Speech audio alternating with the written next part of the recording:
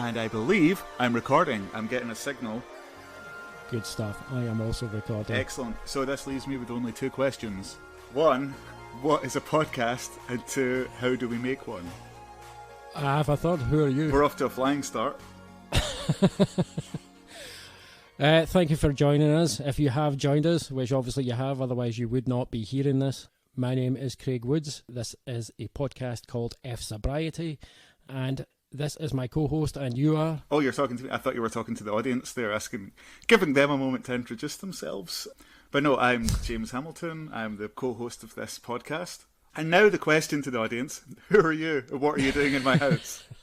And so we are two, guess we're friends. We've known each other a while, We're James. at the very least close acquaintances. Both with an interest in all things popular culture and culture in general, and here imposing ourselves on your ears as another pair of podcasters with hopefully something to say and something worth listening Is it, to. though, really an imposition? Well, I guess, where if they choose to listen to it, but it's like inviting the raving guy off the street into your house and then complaining that he's just shouting in your face.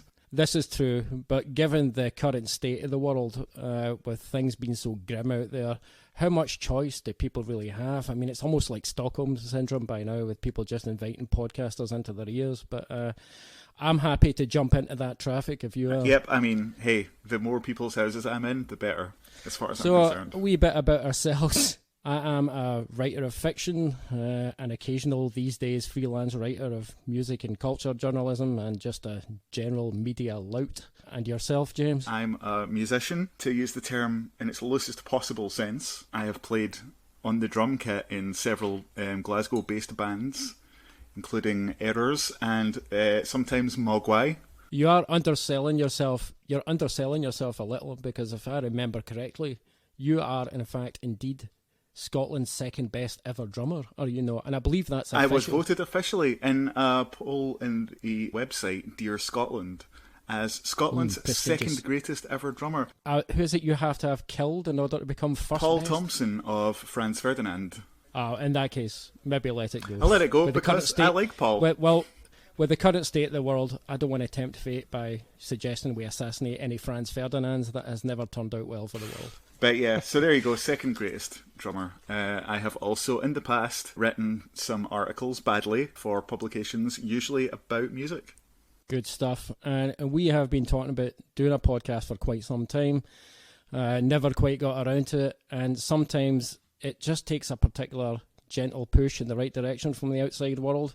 And in this case, that gentle push arrived in the form of a global pandemic. So for those of you out there who probably these days are listening to more online content than you did before a few months ago, and you've been looking to online content for comfort in these grim and uncertain times and thinking to yourselves, if only there was a podcast about popular culture hosted by two cishet white dudes in their early 40s, well, good news. We're bringing up the most downtrodden voice in popular culture, which is that of the cishet white male. I think the world needs more of our opinions. When do we get our day in the sun? How was it we met, James? Because I believe it was a while after we met that we started to realise we had very similar tastes in just about everything. If I'm going to be completely honest, Craig, I cannot remember the exact circumstances of our first meeting. I have a dim memory. I feel like it was pretty much definitely around the old Kaput disco days back in the Admiral pub. So I'm going to say that's like 2007-ish. And for listeners out there who don't know that reference, how would you describe Kaput? I mean, I can. All right, I thought you meant people out there who are listening who didn't understand 2007. Well, at this point in time, that does seem like a ancient history. Kaput was a music, almost a discotheque, if you want to go back to the 1970s and use that sort of lingo. But it was kind of a hotspot for sort of Glasgow's indie music scene at that time. And I might best describe it as a kind of really low-rent, post-millennial Scottish version of CBGB. That is a fairly accurate description. Around that time, between the years, I'd say 2002 to around 2008, was peak that, where there was a number of different venues and clubs that were like that. There was like every sort of night of the week, had a different thing that was essentially the same as everyone else under a different name. Like, so there was pretty much. So you had like your Tuesday nights at the art school, and then you had like Kaput at the weekends. There was other ones that I'm sure I attended. I feel like it was somewhere in that mesh of whatever was going on then that you and I first met each other through mutual friends and whatnot. But I was still only sort of marginally involved at that point in kind of scraps of journalism about the Glasgow music scene, which I'd been doing since, like, for zines and for other more prestigious publications occasionally since like the mid to late 90s. But I definitely didn't meet you until like 2007, I think, is where I would place that. That was when I was hitting my stride, to be fair. You caught peak, James, and since then you've been riding the wave downwards. I've been riding my own wave downwards, so that's what I've been most concerned with, so I wouldn't worry too much about that. You say you were at your peak. Actually, you were kind of on the rise, because that was before. Now, here's the thing I will say about you, James. I think you're the only friend I have who has performed on both the Jimmy Fallon show and the stage of Glasgow's Nice and Sleazy, probably within about 2 months of each other. That happened.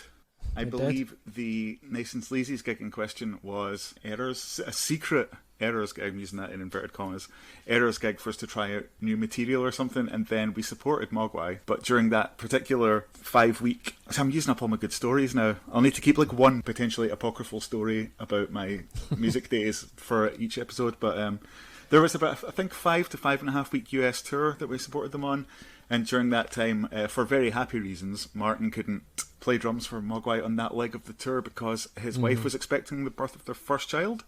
So I was called in to do double drum duty. So I played in the supporting and headlining bands for 5.5 weeks. And boy, are my arms tired.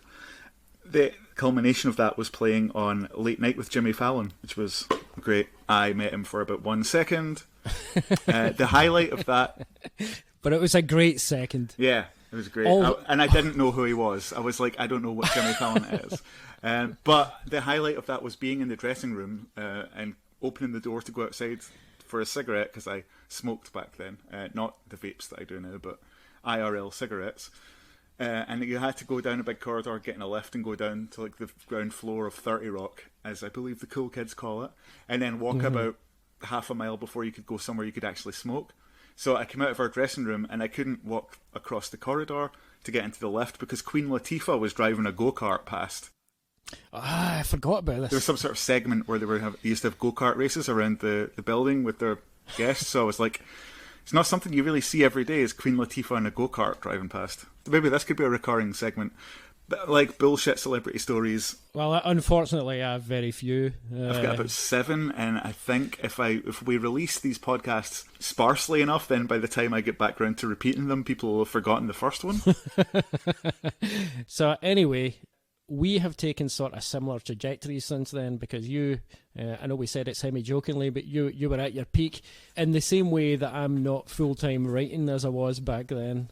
Because, frankly, freelance writing in this economy, during this pandemic, nah. In these shoes? In the last few years, I've been doing, I have a full-time job, still involved in the media, but not so much in writing, but I do writing on the side. To the folks at home, fucking hell.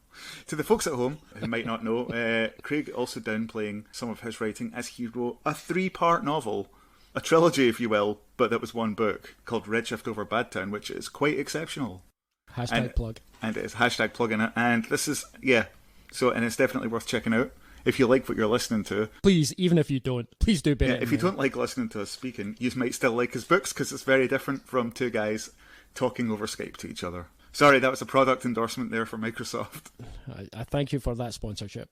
So one of the kind of side effects of that situation is, I think, maybe you would agree with this, that we've kind of had more time both, and also just mental space to kind of really soak ourselves in popular culture in a way that maybe we weren't doing as much prior. I know that's certainly true for me. In the last few years, in fact, even while I was writing Redshift, I was finding that the less writing work that I had, basically, the more I was just consuming, more television, more movies, more of everything, and just becoming kind of a sponge for it in a way that I hadn't been prior. And I know we've spoke about this before, but for the benefit of listeners, I I kind of missed out on the advent of prestige TV drama, because it took me a long time to actually realise it existed. Because in the 90s, I stopped watching TV, and it wasn't for any bold political rebellious reason. It was literally because Twin Peaks ruined telly for me. Because I was such a huge fan of that show, and Twin Peaks fans out there, that is something we will be diving into in a deep way, I'm sure, in episodes to come. So stay tuned for that. James, you are also a huge fan of that show going all the way back. But of all the positive effects that show had on me, the one massively negative effect it had was that I was just constantly disappointed with all other television that came out that decade. So I just stopped bothering after a while. And so there was like a ton of TV shows from the late 90s, early 2000s that I just didn't see. And then suddenly around about 2005, 2006, I was like, wait a minute, telly's actually suddenly good. And then there was all these shows that I had to start binging that I just missed the first time. Because I remember when The Sopranos started, for example, I never watched it. And because it was on the telly, and I thought, well, it can't be good. If it was a movie, maybe it'd be good. I still had that stupid mindset at the time. But then a few years later, I was just binging away at it. And then I binged Oz, which is like literally one of the most harrowing pieces of text ever created by human imagination. Wait, you binged Oz? I did. I was in a really dark place, probably because of Oz. And I think afterwards, I was like, why did I do that to myself? It was horrendous. It was like mental torture. But I just could not stop watching it because the show was such great quality. The writing was so solid. The performances were amazing. And it was so cinematic. And obviously, like I say, so many people had been getting used to the idea that was television drama. Now, for me, it was entirely new. I'm going to be honest. I think Oz was my induction into the idea of prestige television as well. But I watched it from its initial broadcast, because I was a big fan of Homicide: Life in the Street. So when I heard that the makers of Homicide were making this movie but for cable, which I had a vague understanding of what that meant, being from the UK as we are, from a couple of Scottish boys, the idea of cable TV was a weird thing, but people would talk cable. In case the listeners had missed it, yeah. In case they are under the impression that they're listening to a non-English language podcast in an attempt to feel more cultured, I'm sorry, you're not. You're listening to people speaking with Scottish accents. And more importantly, people enunciating more clearly than we normally would when speaking. I was going to bring that up, yeah. I'm doing my best not to drop as many of my letter T's in the middle of words as we are prone to do in the west of Scotland. fSobriety. Anyway, where was I? Right, Oz, yes. And I remember watching the first episode of Oz, and like I couldn't believe the things that were happening. And it was a TV show, but also it just looked like I was watching a film that happened to end after like 50 minutes or whatever. And then I think the next one I saw after that was I started watching The Sopranos. I went through a long phase, with the exception of Homicide: Life in the Street. Post Twin Peaks, I really wouldn't watch any TV shows that didn't have some sort of supernatural element to them. Right. I thought, well, if it doesn't have like vampires or ghosts or aliens or weird shit in it, what's the point? You were quite a big Buffy head and quite a big X-Files head at the time. I was really into those, but also the lesser kind of like sung heroes of 90s TV, like Wild Palms and American Gothic. Oh boy! I was really into those. There's a sound in the background as you were talking there. It sounds like the scraping of a barrel. I'm through the barrel. Onto like the concrete underneath, and my nails are bleeding.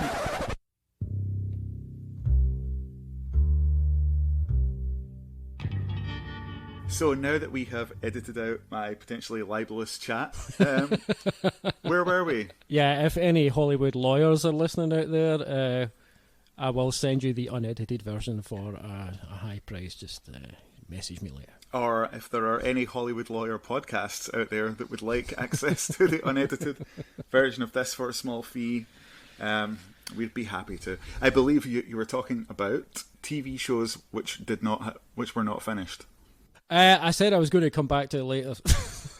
I mean, it is technically later now. The audience don't know how much of this I've just edited out. Yeah, we're actually recording this on the following day. We've been on a 24-hour bender after James came out with some very, very libelous remarks.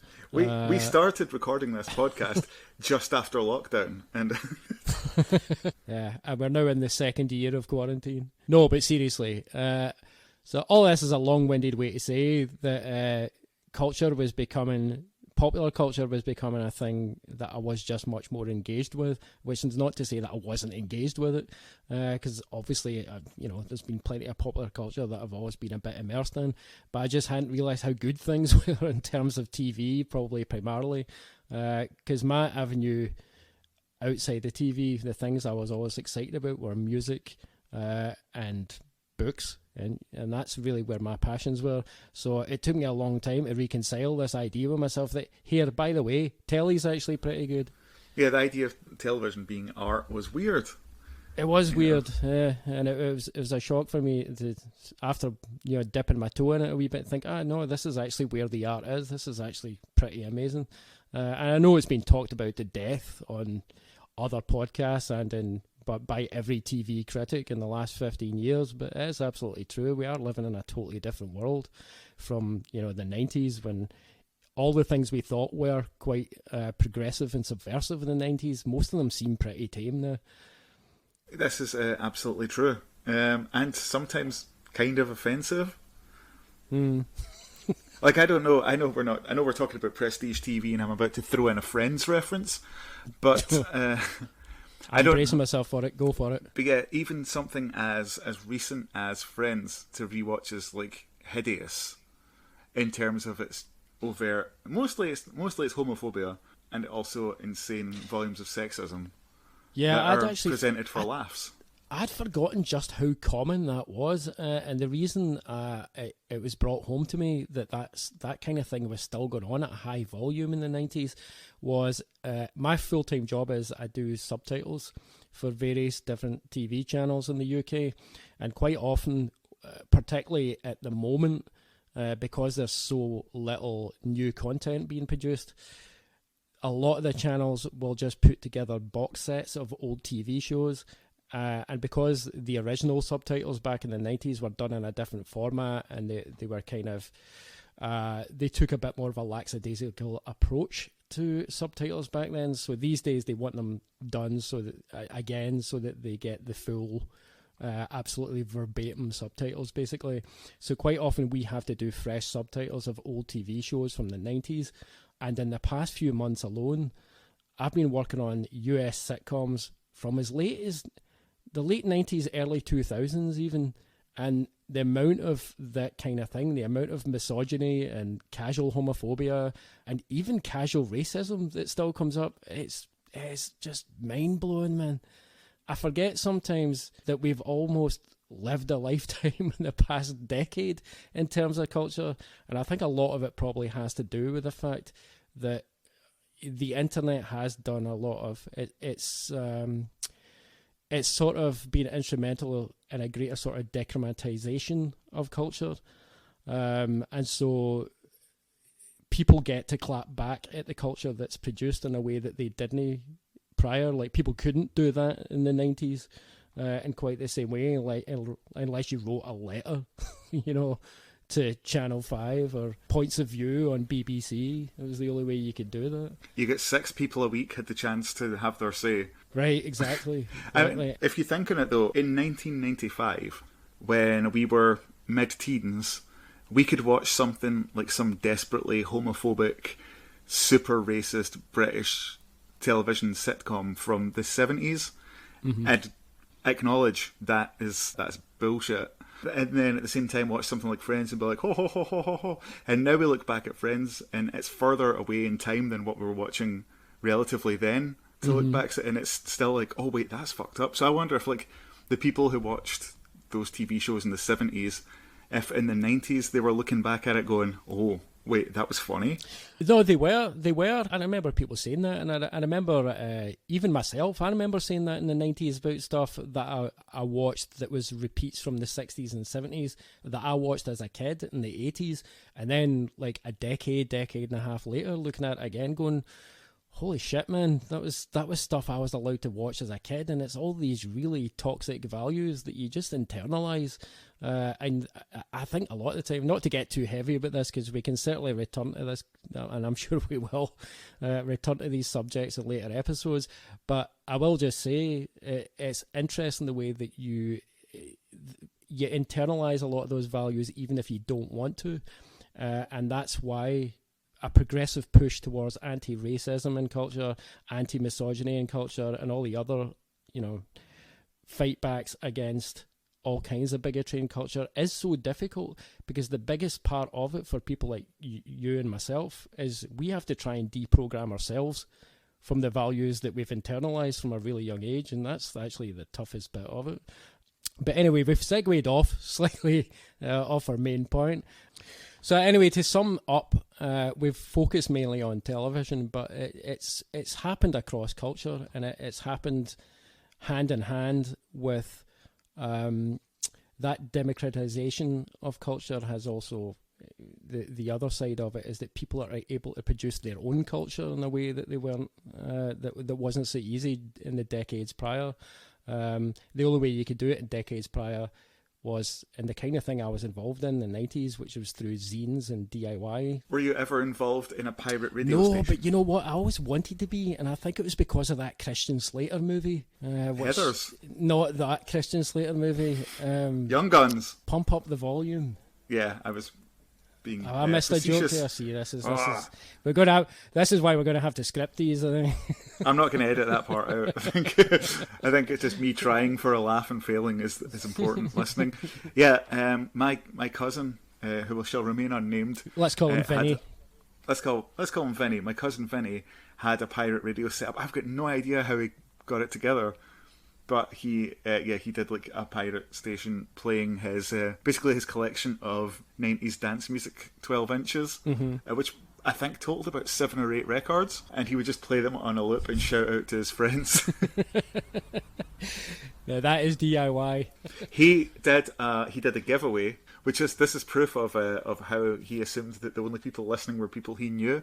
He did a giveaway where you had to like phone his house phone with the answer. So he gave out his like parents' home phone number to answer a question, and the winner would get a 12-inch copy of Two Unlimited's fuck, the name of the song escapes me. No Limits. No, the one goes Limits. Probably. Is that No Limits? There's a limit in there somewhere. Anyway, did all their song titles have the word limit in the title? Was that their shtick? It might have been just called Y'all Ready for This? Oh, yeah. I did have that phrase in it, but I'm not sure if that was the title. Get Ready for This. I believe it's the name of the song. There you go. I do remember it now, yeah. So that was one of the veering off tracks that I believe we're advertising this podcast is containing. It is. Yeah, so our kind of approach to podcasting is that given now that the cultural landscape is that bit more democratic, as I say, that it is now just a melting pot of culture. I mean, anything goes culturally now, and pretty much anybody can create the culture they want. And in some ways, there's definitely bad sides to that. It has thrown up so many interesting combinations. And so our approach to podcasting, as far as we can define one, is there are so many podcasts out there that are very, very specific. So if you're a fan of Twin Peaks, like myself and James are massive fans of, there is, a smorgasbord of Twin Peaks podcasts out there with people very, very obsessed about that particular show and all the particular details in it. And that's amazing that people have that kind of dedication. I absolutely love that. And there's that kind of approach in podcasts for anything you can think of. And what James and myself were trying to do was, well, what if we just treated a podcast in the same way that we as a people, as a population, approach culture generally, and we just make it a massive melting pot and we just dive right into that melting pot. And so we'll have themed episodes and we'll have focused episodes. But James, don't want to speak for you, but I know I myself am way more comfortable pursuing something that I have the opportunity to just explore whatever I want to explore, and hopefully try and tie it together in a way that there is still a route that you can trace. Yeah, it would be nice if each episode had a resolution, unlike most of our favourite cultural narratives. Yeah. I think including ones I've written. I think if there's no resolution to any of our episodes, at least we can say there was a journey through the pop culture milieu. The ending will never be in sight. Milieu, did you say? Check Jean Baudrillard over here. I'm not sure if I pronounced it right, because I'm still sober enough to try and sound more clever, more smarter than I actually am.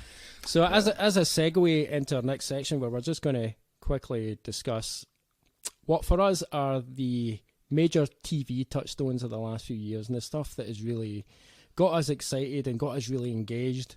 Before we move on to that, I just want to mention, it seems like the perfect place to mention this, as an example of the kind of hybrid DIY culture that is just popping up all over the place. This week, I learned of a YouTuber by the name of Bailey Sarian. I might be butchering her surname, but it's Bailey spelled the common way, and Sarian, Sarian. And she's based in the States, and she has a YouTube channel called Murder, Mystery and Makeup. And basically the format is it's what you would call peak internet is the only way I can think to describe it. She basically sits in front of a camera and she recites in extensive detail the background and the entire story of a certain serial killer or a well-known murderer. And while she's doing it, she's also doing a makeup tutorial. And these things are comprehensive. Like the first one I clicked on was Jeffrey Dahmer, and it's like over an hour long. And she's just in front of the camera the whole time, and she's like applying purple glitter around her eyes and just explaining in grim, gory detail the various atrocities committed by Jeffrey Dahmer. And I'm like, this is amazing, because this is something that could not exist without a platform like YouTube and without that kind of freedom that people now have. And I do find that genuinely thrilling. And there's obvious criticisms I can make of it. I mean, it is peak white people shit, right? I mean, it is, here's a white woman obsessed with serial killers, which, you know, there's plenty we could criticize about that, and of course at the same time she's given this tutorial about how to make yourself look beautiful. There's potentially you could analyze it as being quite problematic, but I think there's a side to it that's actually really exciting and really kind of liberating, and it's that dichotomy that it's almost beyond morality in a way, because if you just look at it as an artifact, to me it's just exciting. And it almost made me think, you know, this is why John Waters doesn't make movies anymore, because he doesn't need to, because there's stuff like this happening. I mean, this is like the kind of thing J.G. Ballard would have curated as an art exhibit in the early 70s. And it's like it becomes its own sort of self-deconstructing text in a way, because what more do you really need to say about the most heinous acts of the worst products of white male patriarchy than what she's presenting there? I think I understand what you're saying, and I'm already ordering us makeup for our next episode. I think I got the point there, right? We should put a link in the show notes, because people should watch that, because it's just so lurid and fascinating. And on that note, I think we'll segue into what we think has been the best TV and how it points the way forward for what might be the next bit of best TV.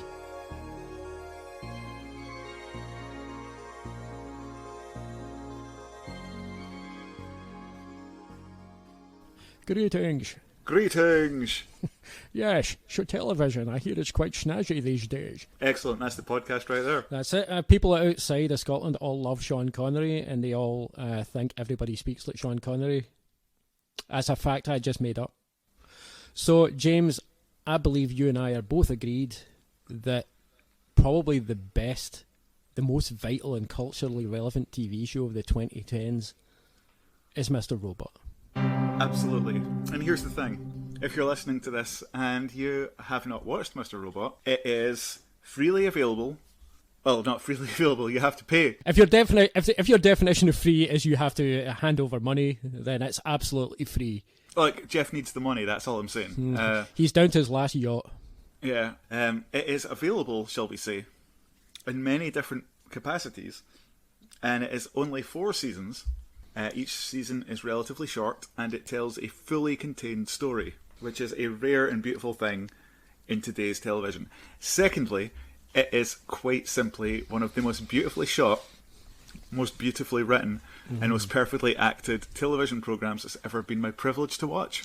Cannot disagree with any of that. And I think in terms of subject matter, and in terms of how it was constructed, I just don't think there's another show that even comes close. Like, I literally will not entertain an argument that there's another show of the same era that's got as much to say that's relevant about the current moment in human history, and yet at the same time is also just entertaining in all the ways that a show needs to be entertaining. I mean, it's dramatic, it's funny, it's sentimental, and it's just got a great sensibility. And I'm sure that there are other shows from the era, from the last few years, that I have not yet watched, but I just don't believe any show is going to hit that mark for me.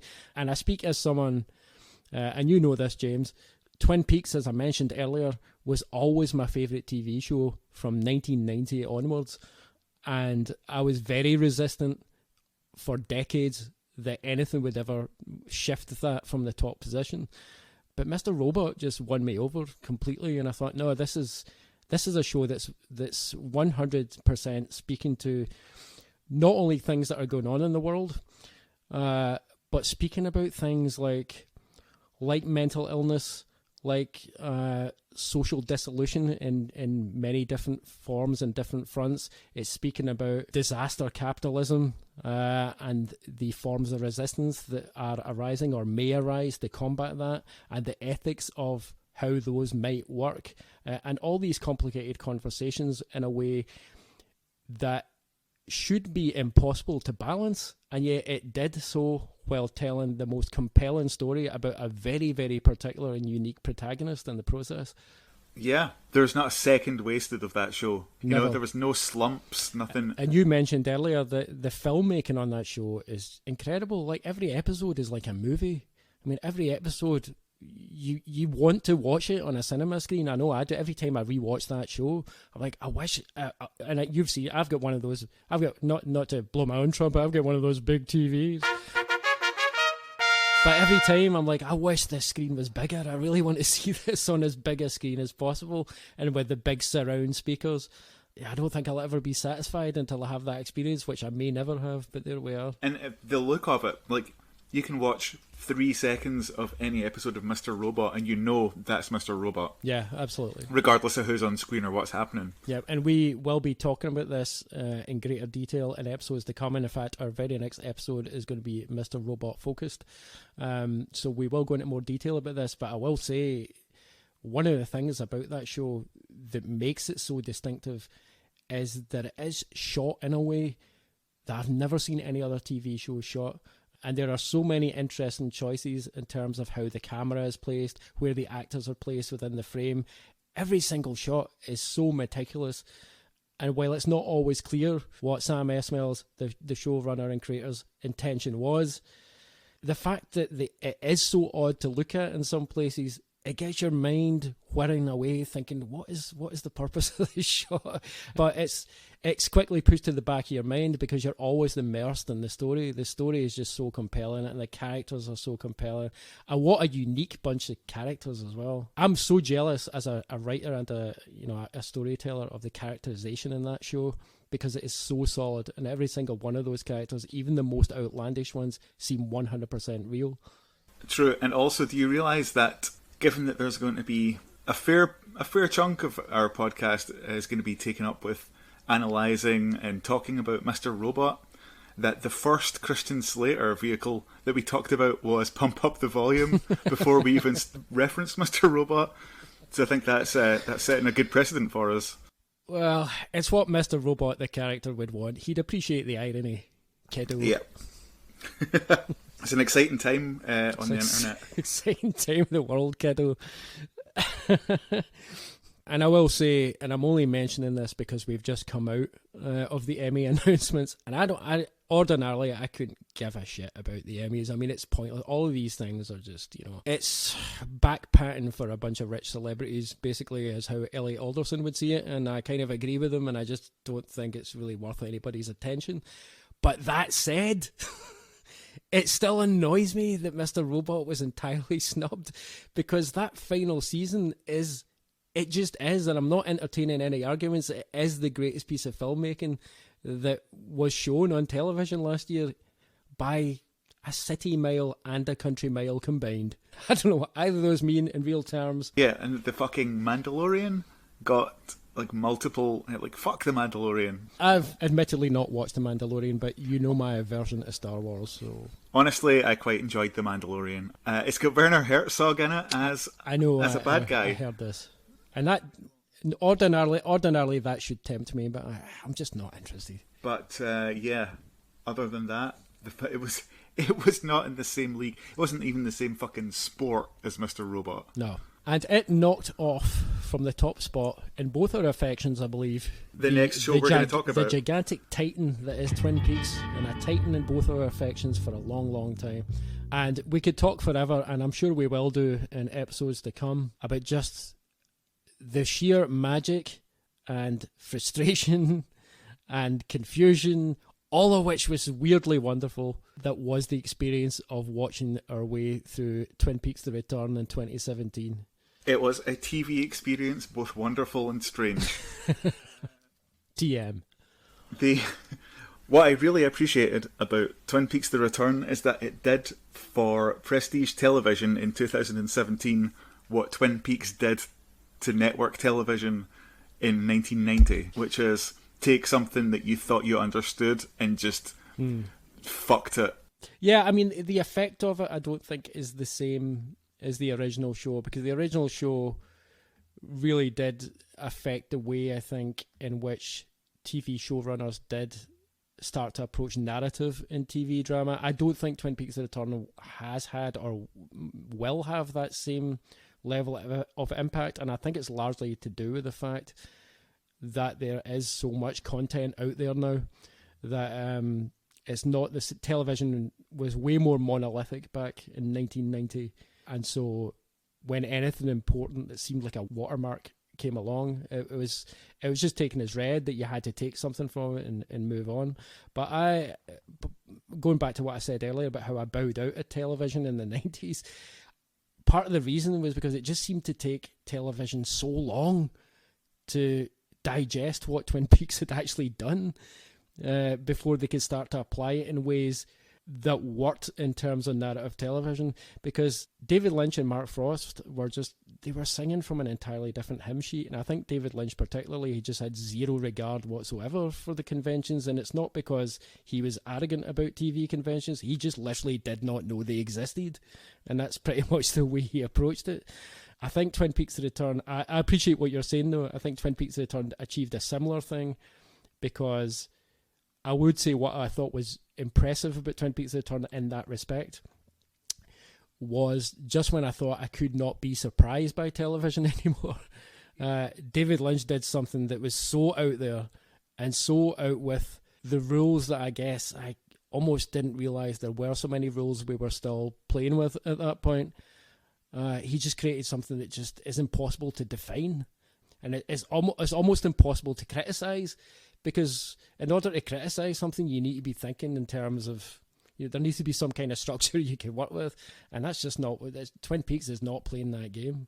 Yeah, when I watched the first 2 episodes back to back of The Return, I've never laughed so much at any single television or possibly film moment in my life as I did all the way through that. And it wasn't like because it was hilarious, and it wasn't because, oh, this is terrible. It was because I could not believe what I was watching. It's just a burst of sheer joy. Yeah, any expectations I had about what they were going to do with the return were immediately like annihilated. It was a beautiful thing. It was a beautiful thing. It was the contrast of what was on the screen with the major network billboard campaign that was all like, that had the sort of press campaign around it that would make casual viewers like sit down on like a night and think, oh, we should watch that Twin Peaks that we've seen the billboards for. Well, we got. I just imagine like people just watching it thinking, is this TV? What are we watching? I wanted to be one of those people just not understanding a thing that was going on. Yeah, and being like, I guess this is television now.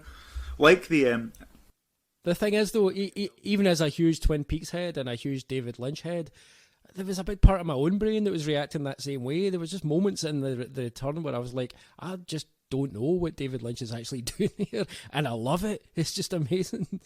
Well, I believe I've told you this story before, so I'm going to tell it to the listeners.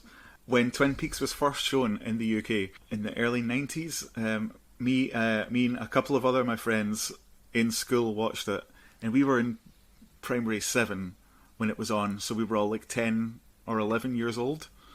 So none of us really got a lot of what was going on, but we were all really into it. Like, we didn't understand what we were watching, but we knew it was great. Mm-hmm. And then we, I remember, like, for some reason we couldn't watch the final episode. So my friend recorded it. You've told me that, yeah. Yeah, yep. My friend recorded it. And then the next day after school, I went round to his house to watch it. So we were watching the final episode of Twin Peaks Season 2. And it was the bit in the Black Lodge when Bob's face just appears at the screen. And during that scene, like, my friend's uncle, who was, like, watching him at times because his parents were out, just walked into the living room and just looked at the TV for, like, about a minute and then looked to us and was like, what is this kids' TV nowadays? This is really weird. And, like, thought we were just watching kids' TV programming because it was, like, 4:30 and, like, a whatever day afternoon. This episode of Rainbow is taking a mad turn. Bungle's pure tripping balls. I just love the idea that his first thought was, oh, man, kids' TV's fucked these days. You know? I will say, as difficult as Twin Peaks The Return is, for me, fundamentally, it's a fun show. It's a really fun show. But at the same time, it's super fucking frustrating. But it's only frustrating because David Lynch plays this game with you where he lets you think that he's playing the rules at points, as you think, oh, this is the point where this bit with these characters will make some kind of sense and that will come to some kind of conclusion. And then it just doesn't. And a whole bunch of other stuff with a bunch of other characters just begins to happen. And it's just, there's no way, there's no frame of reference you can use. There's no map to that territory. You've just got to let him lead you through it. And his route is his own, man. Well, you know what he says? He does his little hand waves. Yeah. And ideas come to him, and that's it. That's all it is. That show is just a series of ideas that him and Mark first wrote down, and then he filmed them. Yeah. I mean, that pretty much sums up. I don't believe he's being disingenuous or even trying to be wide when he says that. Trying to be wide for people outside the west of Scotland means, kind of taking the piss type thing. Stop trying to be wide. To be a wido is one who is wide. To be a wido is one who is wide. Takes the piss frequently. And I don't think David Lynch is being the wido. I think he's been just utterly genuine when, for him, that's just what his creativity is. That's just how it works. And you either roll with it or you don't. And if you don't, that's fine, I mean, this is the thing. Like, I can't get too frustrated about anybody that tells me they don't like David Lynch, they don't like Twin Peaks, and they specifically hate The Return. You know what? I get it. I totally get it. I 100% love the show. I get if people hate it. It is not difficult to figure out. Actually, and I know we've had our own moments, and this is part of the joy of Twin Peaks for me. And this is going to sound like a weird thing to say if you're the kind of audience member that you don't like to be frustrated. And I get it. It's totally normal to not want to be frustrated, but I personally love that brand of frustration that David Lynch induces in you in any of his works, but particularly his later stuff, and he does it brilliantly in The Return. And I remember you and I, during one of our many drinking sessions, discussing The Return during its Shout out to the Tron Theatre Bar. Shout out to the Tron Theatre Bar. I'm raising my glass right now. Tron Theatre Bar, incidentally, is James and I. That is our frequent haunt, and we go there not because we're particularly big fans of the theatre, although we do enjoy the theatre from time to time. Largely we go there because it's a very quiet bar and there's never anyone there. And they have a really nice array of drinks. Yeah, there's a very pleasant surroundings, and the staff are very nice, so shout out to the Tron Theatre Bar. They've been putting up with us for quite some time now. Shout out to the Tron. Shout out to the Tron, not the Hamiltron, the other one. But during the time that the return was airing, I remember one time we were in the middle of a conversation trying to figure out what had happened in a recent episode and trying to decide whether or not it mattered. You know, is this going to go anywhere in a plot sense, and will we be disappointed if it does or doesn't? And then I suddenly had this out-of-body moment, and I remember saying to you, no, if anybody was listening to our conversation right now, which obviously they weren't because it was in the Tron Bar and it was completely empty. You never know, the staff might have been having a quiet moment just listening to us rant at each other. Yeah, but that is probable. But if anybody had been listening in, it just dawned on me that they must be thinking, God, those guys must really hate Twin Peaks. Because we were just talking about how frustrated we were at certain elements of it. But then at the end of the conversation, we're like, it's great, isn't it? There are very few shows can evoke that sort of, that feeling of, fuck this show, but I love it. I think the thing I said to you was I now understand Doctor Who fans. Because in the past, like, I've known quite a lot of people who have been quite into Doctor Who. And if they're of a certain age and they remember the old show, they have this very complicated relationship with that show. And I didn't really, in all honesty, I did not appreciate that entirely until I was there myself at the time Twin Peaks The Return aired. Because Doctor Who fans, I started to notice they got really upset about a lot of things and they would really complain about certain elements of it. But they would still identify as Doctor Who fans, and a lot of the time I think, what the hell is that about? If you're not enjoying all these elements of the show, why are you still watching it, and why do you still describe yourself as a fan? But then a few years later, in the middle of Twin Peaks The Return, I was like, okay, no, this is what that's about. I get it. The only show that's ever given me a similar sense of frustration while still enjoying it is Hannibal. Hannibal was amazing. There were many moments that I was like literally just like, fuck this show, I'm done with it. But then watch the next episode and be like, oh, it's still amazing. But like, and I don't want I don't want our 24 listeners. Our 26 Twitter followers. Our 26 Twitter followers who might be listening to this podcast. I don't want them to think that I didn't particularly enjoy any moments of Hannibal or was put off it in any way because of the content. It was so well written that it surprised me so often that I was literally just like throwing down the remote and just going, fuck this show. But then like always going back to it. And that's a show that I really wish they'd got to continue making. Same. This is always it's the challenge of how am I going to feel if this show gets cancelled? Because so many of my favourite shows have been cancelled. And it's absolutely maddening. And this is the downside of getting so invested in this new era of prestige TV. Because I just feel so burned when that happens. And don't get me wrong, we are, of course, talking, as I referenced earlier, in a time of global pandemic. I realise not getting your favourite show renewed is not the worst thing in the world to happen. If that's all we've got to complain about, then we're doing all right. But still, it's massively crushing when it happens sometimes. So speaking of shows that may or may not return, I think we have to turn to what I would say is the third show and what I'm unofficially calling our trinity of fave TV shows from the last few years.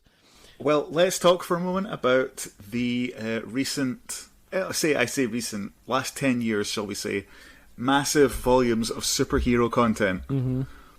That have spawned on cinema screens and TV screens. Some would say oversaturated. Of varying quality, one might say, from the big stables. Both of the big stables and the others, yeah. It's definitely a fair criticism. And some are better than others, particularly in TV. You might watch something like, I don't want to name any shows to say that they're particularly bad. I don't think the showrunners are going to come after us personally, so I don't think you need to be scared. You're allowed to say you don't like things. Marvel's Agents of S.H.I.E.L.D. is a pile of shit. I've heard it got better, but I gave up because if you're not going to hold my interest for 3/4 of the first season, fuck your show. Yeah, I was in a similar position with that show, I must admit. I do know people who rave about it though, but I think obviously one's mileage varies. There's this whole theory that I have, or had up until recently, that in terms of output, Marvel's live action output was far superior to DC's live action output, but DC's animated output was far superior to Marvel's animated output. Mm-hmm. So I always thought, man, DC should just stick to doing cartoons. And I'm saying this as someone who quite likes a lot of the CW DC shows. Right. I thought Supergirl was good, I thought The Flash was good, I thought Arrow was good. Not caught up with any of the more recent ones because it seems to be there's again saturation. I only have so many hours in the day to we'll come to that later, but as a whole, anything that Marvel did live action, I was like, they've got it in the bag. And then DC's movies were just misfire after misfire. And then DC, the DC Universe app came out. Was it an app? Or was it a channel? I don't know. I think it was an app. You would be the one who would know. It's probably an app. I think it's what the kids these days call an application. Right. Yes. An application that you download onto your Palm Pilot. Yep. Onto your pager. Or your Snapfax. Into your personal organizer. And with it came the long overdue third season of Young Justice, which if you've not watched it, Young Justice as an animated show, the first 2 seasons I think ran on Cartoon Network, or one of those style of animated networks, and it is one of the smartest and most brilliantly written shows of any style that I've ever watched. And then it was, funnily enough, abruptly cancelled. Rumour has it because they weren't selling enough toys based off of it, because it had such a large following of girls and young women who, according to the makers, were well, they won't buy toys, so they cancelled it. DC Universe launched with the third season of Young Justice 7 or 8 years after it got cancelled, and it remained quite stunningly beautifully made and excellent. But, and here's the but that we're coming to, DC pulled it out the bag in terms of live action superhero TV shows. Yes, and this is the third in our trinity, and it's a show that really crept up on both of us, I think, because I was not expecting anything from this show, and I should do a precursor here that I'm not so much a DC guy. I watch and consume very little DC content, and this show I only watched because it was one of the few DC comic titles that I did read when I was growing up. Or a very particular era of it, I should say. And so I was like, I'll give it a bash and I'll see how it goes. And I was expecting to just lose interest after a couple of episodes. And wouldn't you know it, it turned out to be one of the best shows in living memory. And I know that sounds like all kinds of exaggeration and, wild hyperbole, but I mean this sincerely. Doom Patrol is an amazing show, and it's a show anyone should watch as long as they have a sense of humour, a good grasp of absurdity, while also lapping up massive doses of genuine drama and heartfelt sentiment. And it's a show that should not work. It's a show that should not work because it throws so many things together. They should not hang together, but amazingly they make it work. Yeah, no element of that show should work with any other element, and yet it's a masterpiece of cinema, which is funny because I guess that's what the actual the property Doom Patrol has always been, right? It's always been the total misfits that somehow fit together. Yeah, for those not familiar, Doom Patrol was always DC's kind of oddity superhero team, originally created in the 60s. And even the Silver Age 60s comic stuff is actually pretty bonkers by Silver Age standards. So there was always that idea that Doom Patrol was kind of a fringe property for DC. And this show, man, it really it capitalizes on all of the best, all of the most absurd, all of the funniest, all of the most horrific, and all of the most beautifully melodramatic components of that property. It's an incredible, incredible show. I said to you, James, before that I think it's the ideal show for us to cover because it encompasses so many contradictions, and that sort of chimes with my idea of earlier about this melting pot of culture, because they've got such a melting pot of themes, atmospheres, styles and textures and tones that should not work together, but somehow they've pulled off a blinder. Yeah, it should be like our mascot show for the podcast. If we weren't so in love with Mr. Robot, then I think Doom Patrol would probably have been the one, yeah. But the impressive thing about that show for me, well, there's so many impressive things about it, and that's another show we will be deep diving on in future episodes, so if you're a fan of that show, or if you've not seen the show and you think you might be interested to watch it, I wholeheartedly recommend you do that. Then by all means come back and join us for the chat about that. But one of the amazing things for me about that is, as a storyteller, and I know you will have picked up on this, James, having been an avid reader of Redshift over Badtown, #plug. 5 stars, get it, pick it up now, go buy it on the internet, available from all good places where books are available. One of my goals with that book, and with just about anything I write, is to be able to find a way to encompass all of the various different styles of narrative storytelling that I'm passionate about, and somehow make them work together, providing it's relevant to the story. And with Redshift over Badtown, not to get into too much detail about it, but to a large extent that story is about stories and the way in which stories become an integral part of who we are after we consume them.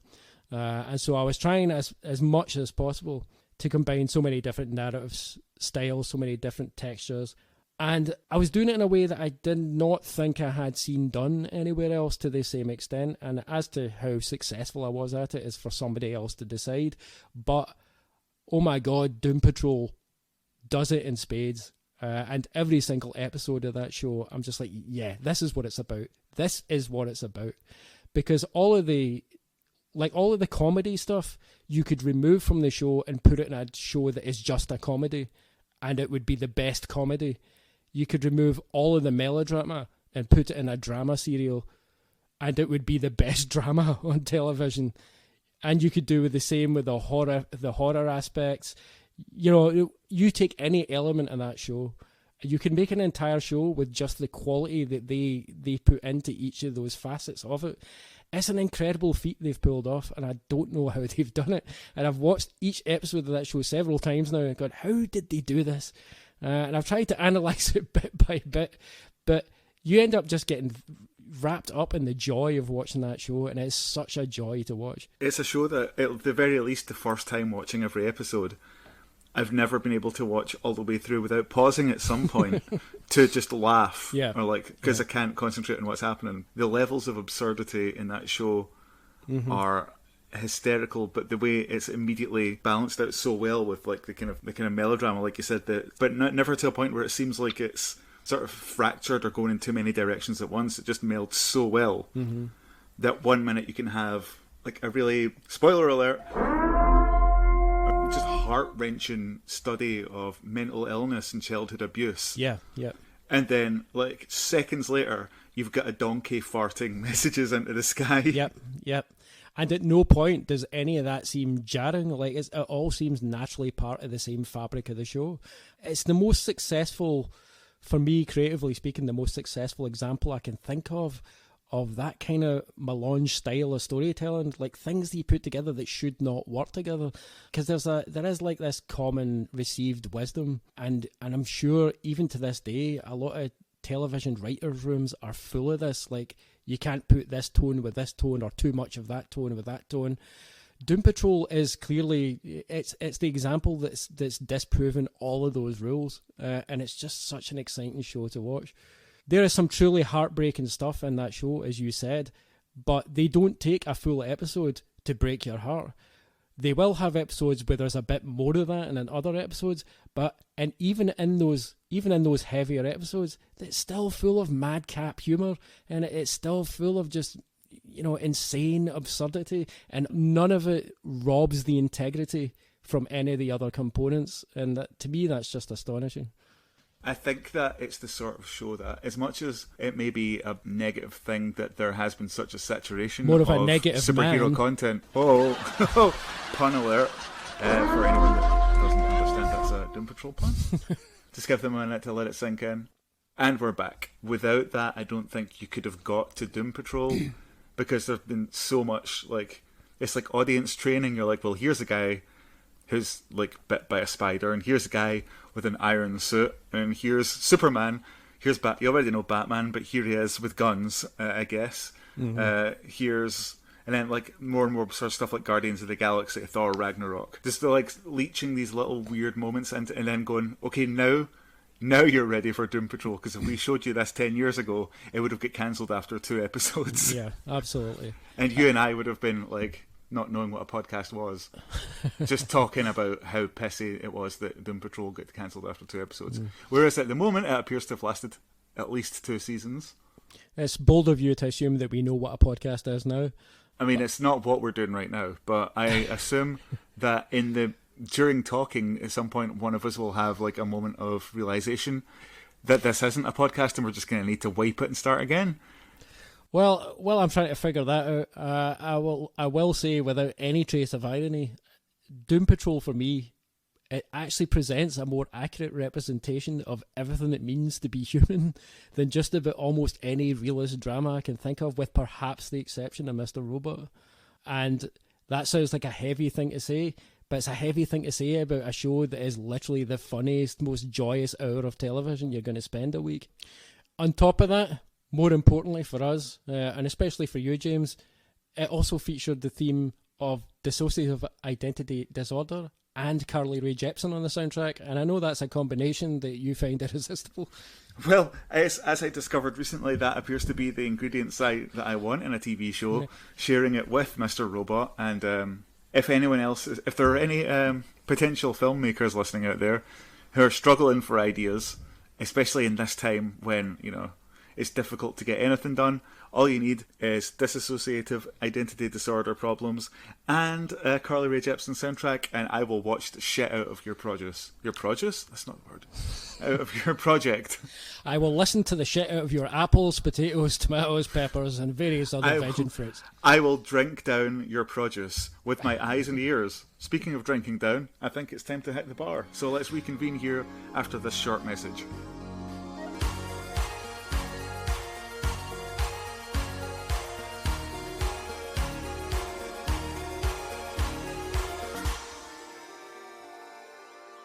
Greetings.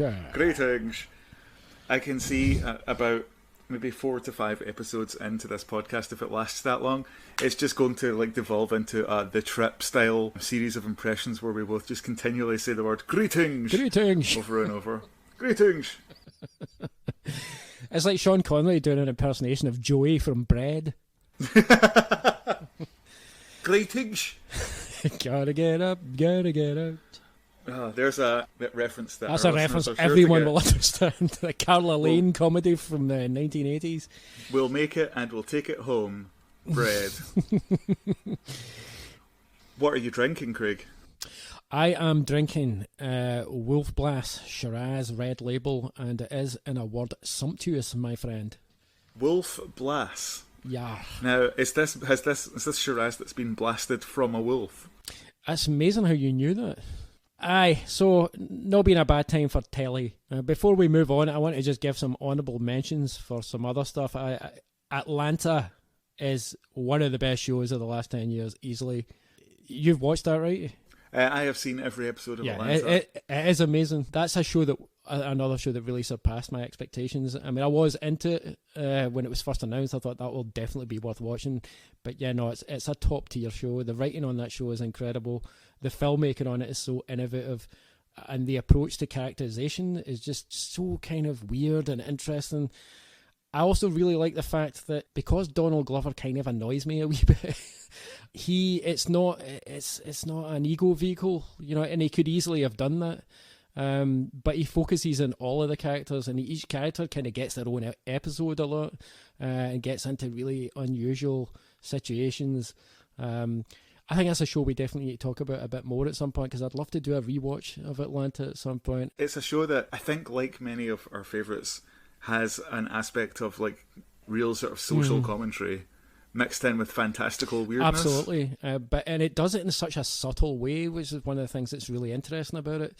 I think Donald Glover jokingly referred to Atlanta as Twin Peaks for rappers, but in a way, it's almost kind of the anti-Twin Peaks because it doesn't have any of the real in-your-face stylistic mind-bending that Lynch likes to do. It's more the kind of sedate side of Lynch, and with a more sort of subdued, but I want to say sharper sense of humour than what David Lynch does. And obviously, as you say, unlike what David Lynch is doing, it does have that social commentary side to it.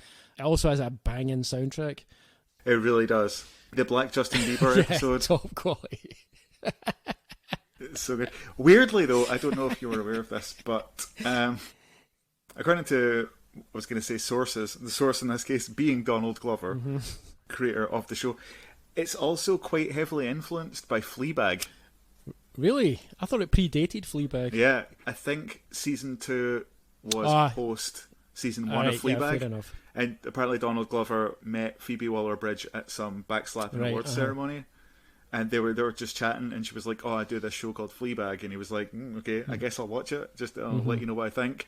And apparently binged the entire first season. Was just like, "Fuck this show. This is what I want to do," and sort of took a huge influence from it, which is weird because, as someone who's seen both seasons of both shows, I don't see any of Fleabag in Atlanta. They're both very, very different shows. Different to me.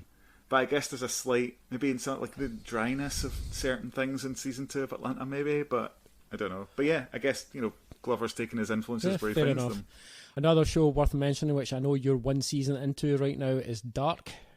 Yes, because all I want from a TV show, if it's not going to give me dissociative identity disorder or Carly Rae Jepsen, just give me a weird noise from a cave and I'm hooked.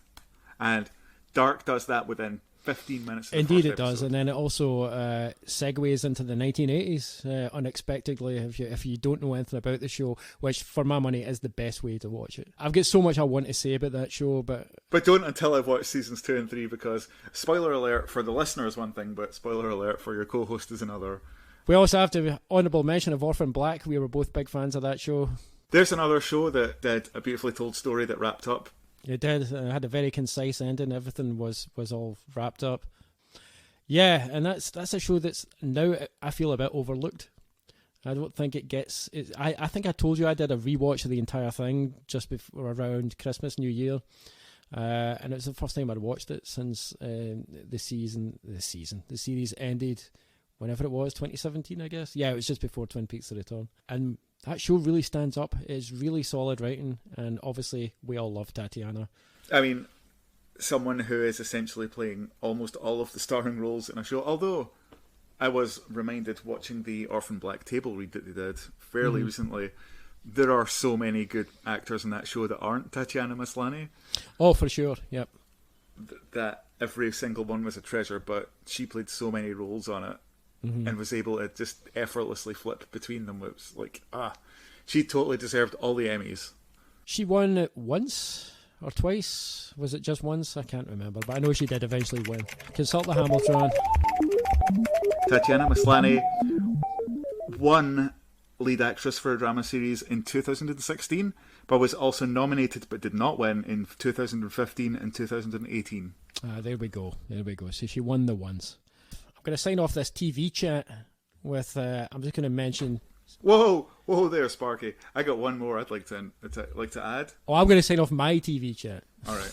I've literally got one show that I can think of off the top of my head, which is iZombie, because I finished watching it quite recently after... Like, I'd started watching it when it was on and then sort of fell off and caught it back up on it, but much in the same vein as Tatiana Maslany, plays a host of different characters. Rose McIver, who plays Liv Moore in iZombie, every episode, as well as playing the character of Liv Moore, is also playing another character. And it takes a while to kind of appreciate, because it's sort of like a sort of glossy, fun, it's a bit like Veronica Mars but with zombies. You start to realise that she is an incredible actress and it's just so good. And I would recommend that to anyone. It's very comic booky, being based on a comic book as it is. As far as fun crime dramas with zombies go, it's the best zombie-based TV show of the last decade. Fight me. people that watch that fucking TV show. I'm tempted to say that's a low bar. We just lost 14 of our 26 listeners with that Walking Dead burn. Like, oh, but what about that bit where Glenn's eye falls out? Like, couldn't give a fuck. You know? I'm sorry, Walking Dead fans. That show is The Walking Dead. That's like still going, even though that show surely should be dead by now. If you enjoy that show, more power to you. It's not for me. No, I was going to sign off my TV chat with an honourable mention for anything Michaela Cole does, because Michaela Cole is a goddess, and if you haven't watched Chewing Gum and you haven't watched I May Destroy You, then I can only ask, what the fuck is wrong with you? The answer is, what is wrong with you is you've not had your life massively improved yet. You can ask what the fuck is wrong with me, because I have not yet watched I May Destroy You, but I have heard nothing but good things about it, and it is on my list, much like Hall & Oates would put it on their list. That's as good a point as any to segue into some chat about something else. So, as we've touched on earlier, James, I think we're both au fait in the world of comic books, and we both like a read. I know I like books. I've heard of these books they have nowadays. Yeah, there's a rumour I've even written a few. That's the novel Redshift over Badtown, available where all good books are sold. I figure it's fine if I just let you do the plugs. I don't feel as if I'm... I'm not putting myself out there. I'm being modest. Being modest by allowing me to to compliment your writing. It's a great read, and I'm not just saying that because my friend wrote it. Genuinely one of the best books I've read in the last decade. As we say in Glasgow, get it smelled, but don't just sniff it. Actually read it. So, favourite reads in the last few years, because I feel that's an important component in this melting pot of popular culture and whatever the opposite of popular culture is, unpopular culture. That definitely doesn't sound right. What have been some of your top reads in the last few years? Well, see, this is the moment where it becomes the sort of staggering dichotomy in our presentation styles becomes apparent, because recently my better half, not Craig here, but my other better half. Your other better half. My other better half did make a passing comment on my bookshelf about the white maleness of my bookshelf. So I have made a solid effort to try and read more writers of colour, more women of colour, more female writers, and so far I have succeeded in reading one book by a woman of colour. It's great. Are you going to tell us what it is, or is it a mystery? It's a mystery. No, it's not, and it is a non-fiction. It's a book called White Rage by Carol Anderson. Okay. I watched a bunch of videos, and I happened to come upon a video of Carol Anderson talking about her book, White Rage, and it is very worth your time to read. It basically explains what she herself has witnessed, the idea of white rage being, and then placed in a historical context as to how it is, like how that sort of informs the systemic racism of America. I'm going to explain this real badly. You should just read the book. But it's a pretty harrowing read, unsurprisingly, Sure. but also incredibly informative. And her style of writing is just really nice as well. Like, it's presented, not like she's talking down to the reader. It's just like, it's informative, but she does it in an entertaining way as well. You should read it, and also it's, given more money and more exposure to writer of colour. However, I did buy it on Amazon, so fuck me. Yeah, it's one step forward, two steps back. Classic. Yep.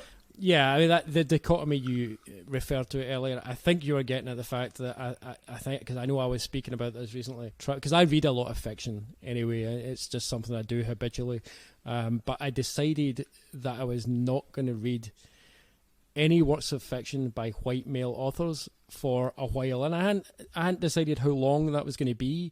I was basically just going to see how long I could do it, and not because I had any particular allegiance to reading white male authors, just because there might be a book that might come along by a white male author that I might fancy reading. But that hasn't really happened, or at least not to the point where I've wanted to abandon doing this. And I've been doing that now for almost over 2.5 years, so the better part of 3 years now. And honestly, as a white male, and as a white male who writes fiction, I recommend everybody do it. Everybody in my position do this, because... Although, I'd like to interject here and say, do it after you buy Craig's books. Well, yeah, that was the joke. That was the joke I did make the other week, because I realised I could be shooting myself in the foot. But of course, one cannot really reduce a readership from zero. But yeah, no, it's been massively rewarding. Obviously, I've always read writers of colour, but I just decided I'm going to cut out white male authors for a while and just see what difference it makes. And it makes a lot of difference. I mean, there's so much. It's been an enriching experience in terms of I'm just getting way more different perspectives than I was allowing in before. And I know there's people who hear me say stuff like this, and they're like, well, isn't cutting the white male perspective out just another form of, yada yada, excluding certain voices and whatnot? Oh, it's just another form of racism, isn't it? If you want to take it that far. And the thing is, I pulled that one straight from. Let me just consult my sources here. YouTube comments. Yeah, always reliable for a nuanced perspective. But you sort of forget, I think it's easy to forget or not even realise in a lot of cases, that growing up in what is essentially still a white supremacist patriarchal culture, that you internalise so much of that perspective that the conclusion I came to was, I've already internalized so much of this stuff, and I've already had it hammered into me from a young age that, the great masterpieces by white male authors are all important. And I know so much about what a bunch of dead white guys wrote centuries ago, but I don't know nearly enough about what women of colour wrote even today. So the way I look at it is, even if I was never to read another work of fiction by a white male author, it still would not redress the balance, because I've internalized so much of that stuff that, the balance is still way off in that direction. You know what I mean? It would take more life than I have to live to be able to redress that balance. And so I just encourage people to do it as much as possible. You don't need to cut out white male authors entirely, as I have done for the past 2.5 years, but definitely cut them down, let in other perspectives. It shouldn't be a mad idea to say that. So all of that long-winded way for me to introduce some of the books I have read in the last few years that have really stuck with me. Marlon James is a Jamaican author. I really enjoy his work a lot. He wrote a fantastic book, which I'm going to forget the title. Christ, let me just go and check the title. Give me a second. Okay, so this is the point in the podcast where Craig goes to consult his books, and I tell you. Recently I read George R.R. Martin's A Song of Ice and Fire, and it was great, but I thought much better than that was the television adaptation you made for Game of Thrones, and I really recommend check out season 8. No one wants to hear about your niche interests in bizarre, obscure culture. A Brief History of 7 Killings is the title. Okay, wait, start that whole bit again so we can edit that whole bit out. So honestly, I actually think that's worth keeping because it was funny. Okay. A Brief History of 7 Killings is the title, and it's set in Jamaica just around the time of Bob Marley's death, and it's told from several different perspectives, and it's an incredibly well-written story. It's a hard narrative to describe without giving away things that I would not want to give away. But if you're a fan of like very dense fiction that really, that kind of narrative where it's written in such a way that you can almost see and smell and hear the environment the characters are in, it really conjures up a world, and it's an amazing story, and it's got a great socio-political dimension to it. So I highly recommend pretty much anything he writes. Another writer I've really been getting into is a woman called Miriam Gerba, who's a Mexican-American writer. She's a queer woman, and she's a political activist, and she's written a lot of really great stuff, very much based on her own life, like kind of semi-fictionalized. She wrote a great collection of pieces called Mean. Every single piece in that is a masterpiece of writing. Like, the prose in it is so good. Even in the most prosaic settings, she has a way of just making the ordinary seem extraordinary. And she has a lot of interesting things to say and a lot of perspectives that me personally just I've not been exposed to that often. And I speak as someone I've read a lot of Latin American literature. It's because I'm a big fan of magical realism for a start and all that kind of stuff. And Roberto Bolaño is my favourite novelist of all time, probably. But she's a bit of an outsider perspective in terms of it's not something that gets, it's not the kind of thing that gets on the bestseller list. And this kind of connects back to something I was saying earlier. I only know of Miriam Gerba because of the internet, because of social media, because people kept retweeting her and she kept showing up in my newsfeed. I thought she seems really interesting, and it's like I say, it's democratization of culture. 10 years ago, how would I have ever known about that writer? Well, more than 10 years ago now. How long has social media been a thing? 15 years ago. God, time has flown. I'm currently reading a book called The Shadow King by Mazamingista, and it is set during the Italian invasion of Ethiopia. It's basically about the rebellion against it, but it focuses on the women, and it tells a side of the story which I don't think is really being told, at least not in fiction, because when I heard about this book, I went to research the subject, and I just could not find any other books that have a similar sort of perspective. And Magista is another writer that just has a really unique prose style and really takes you into these women's lives. And all of the main events of that historical moment kind of take place off the page, but you spend so much time with the women who were so instrumental in so much of what eventually kind of transpired on the battlefield, transpired politically. It's a really well written book, and it's also the narrative of it. She has a way of weaving facts together with fiction that it just becomes such a spellbinding narrative that I'm like, I can't imagine how this story is going to end. Real world history, the narrative of the world doesn't flow like a narrative in a fictional text, so there has to be a point at which you decide this is the end point in history where my story ends. And those events are so intrinsically tied to the characters that I'm intrigued to see where she goes with it. But it could be another one of those, the joy of having an inconclusive ending, which I know we're both so fond of, but I highly recommend it. I've also read quite a bit of a Nigerian-American author called Nnedi Okorafor, and she writes kind of sci-fi fantasy with a specifically African twist. She also writes comic books. She wrote a series for Dark Horse called La Guardia, which is well worth picking up. It's basically a kind of parable about immigration crisis and racism, but it's to do with aliens and whatnot. The next book I'm probably going to read is The City We Became by N.K. Jemisin, who's a Black American sci-fi writer. And I've only read a couple of her books before, but the best one I read was she wrote a great collection of pieces called When is Black Future Month, which besides just being an amazing title... That is fucking great. It is great. And every one of the pieces in that is incredibly spellbinding stuff, and a lot of great commentary in it. So those are my recommendations for now as far as quote-unquote grown-up books go. Well, I'm glad you mentioned those, because I do want to specifically read more, as well documented among us and among our general circle of people we know. I am a massive fantasy dork, and I do want to read more fantasy written by people of colour, because I know what the idea of Western European medieval fantasy land is in nearly every novel of a certain genre, but I'm interested in the idea of that sort of quote-unquote fantasy idea written by people that's not based on fucking Tolkien's elves and here's England's green hills, but there's a dragon. But as we know, you're not a fan of the term fantasy. Well, I should qualify that. I'm not a fan of the way the term fantasy is used to describe a really specific genre, because to me the word fantasy can mean anything. I mean, I fantasize on a daily basis.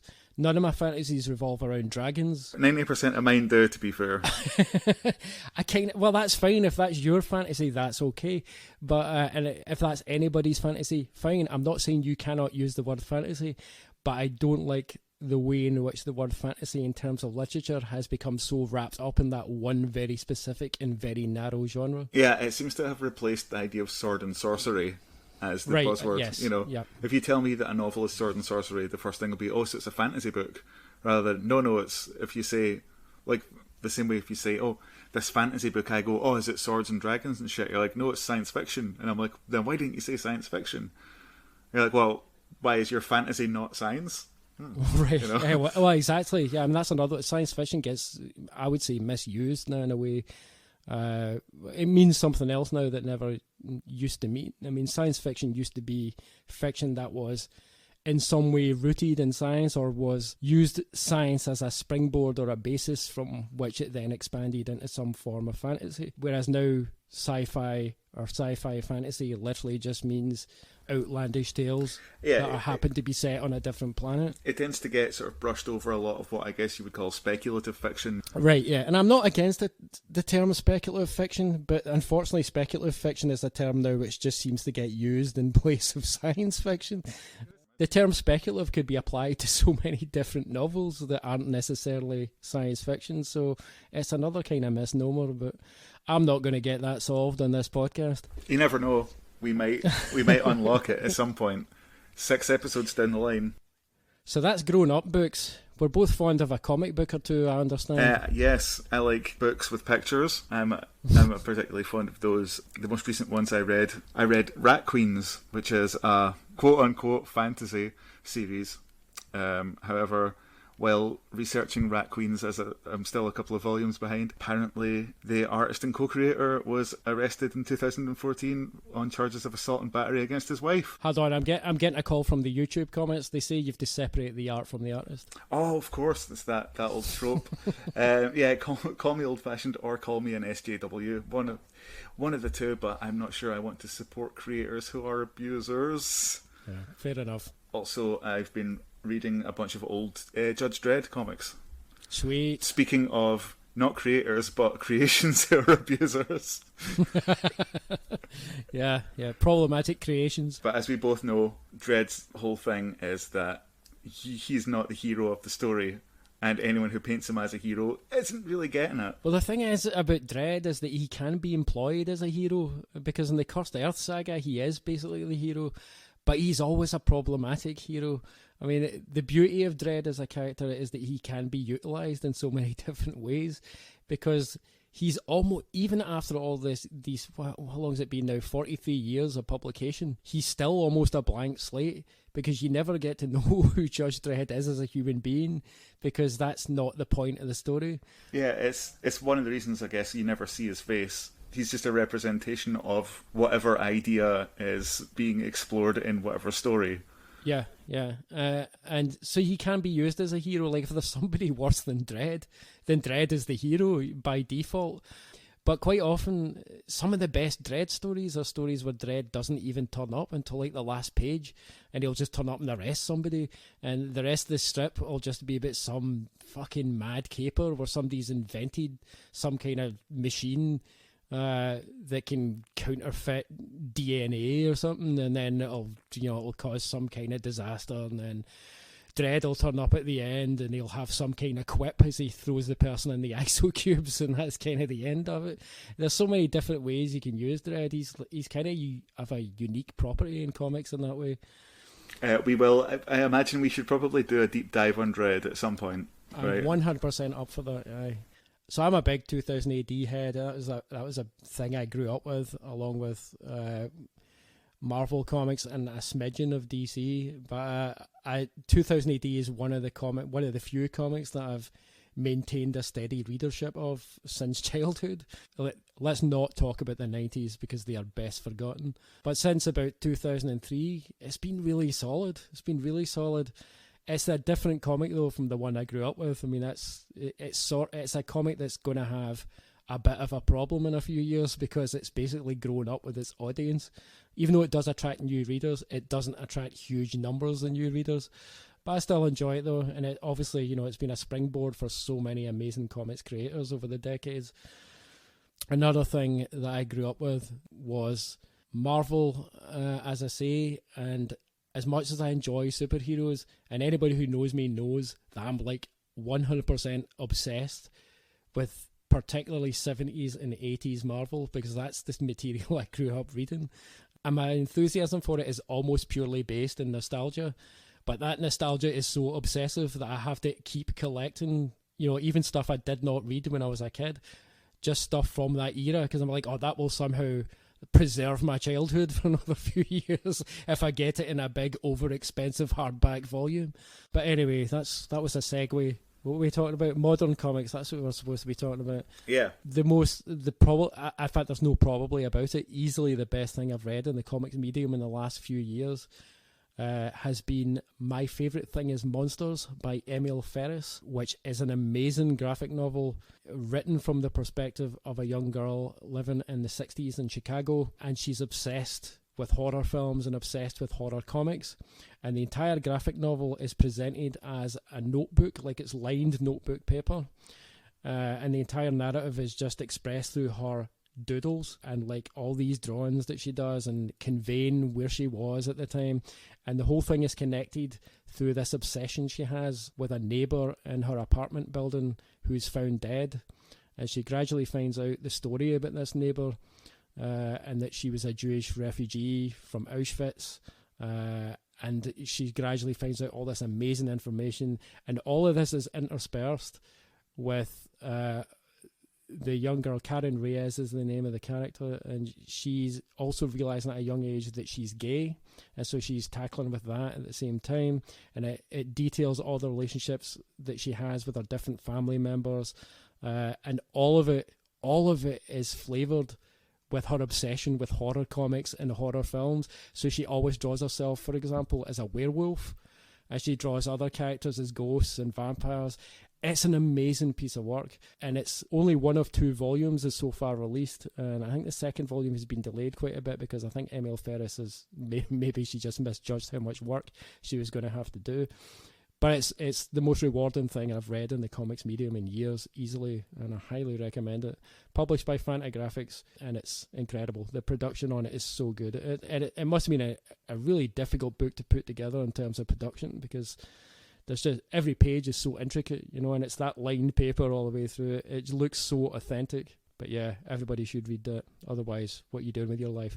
And beyond that, I'm just reading the usual sort of stuff that I've been reading for years. Love and Rockets, Los Bros Hernandez, anything Charles Burns does. Incredible. I will put all those on my Love and Rockets. I don't need to put on my list, because if you don't know Love and Rockets, then what is your malfunction? What is your damage? Yeah. As Darlene Alderson would say. Yeah, can't stick. What's your damage? But yeah, the other things, I'm going to put them on my list, and my ever-growing list, which I will get round to in about a decade. So given that we've reached the geekery point of our obsessions, I'm going to hand it over to you to explain a special obsession that you've had for many years.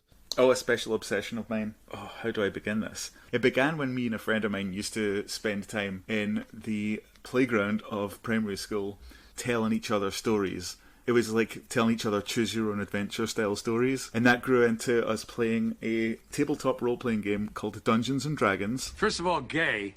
Second of all, stupid. Which is once upon a time was a rite of passage for nerds. To quote Egon Tiedemann in season 1 of Dark, are you a Satanist? My only goal is to take many lives. The more the better you feel. Indeed. Name that tune.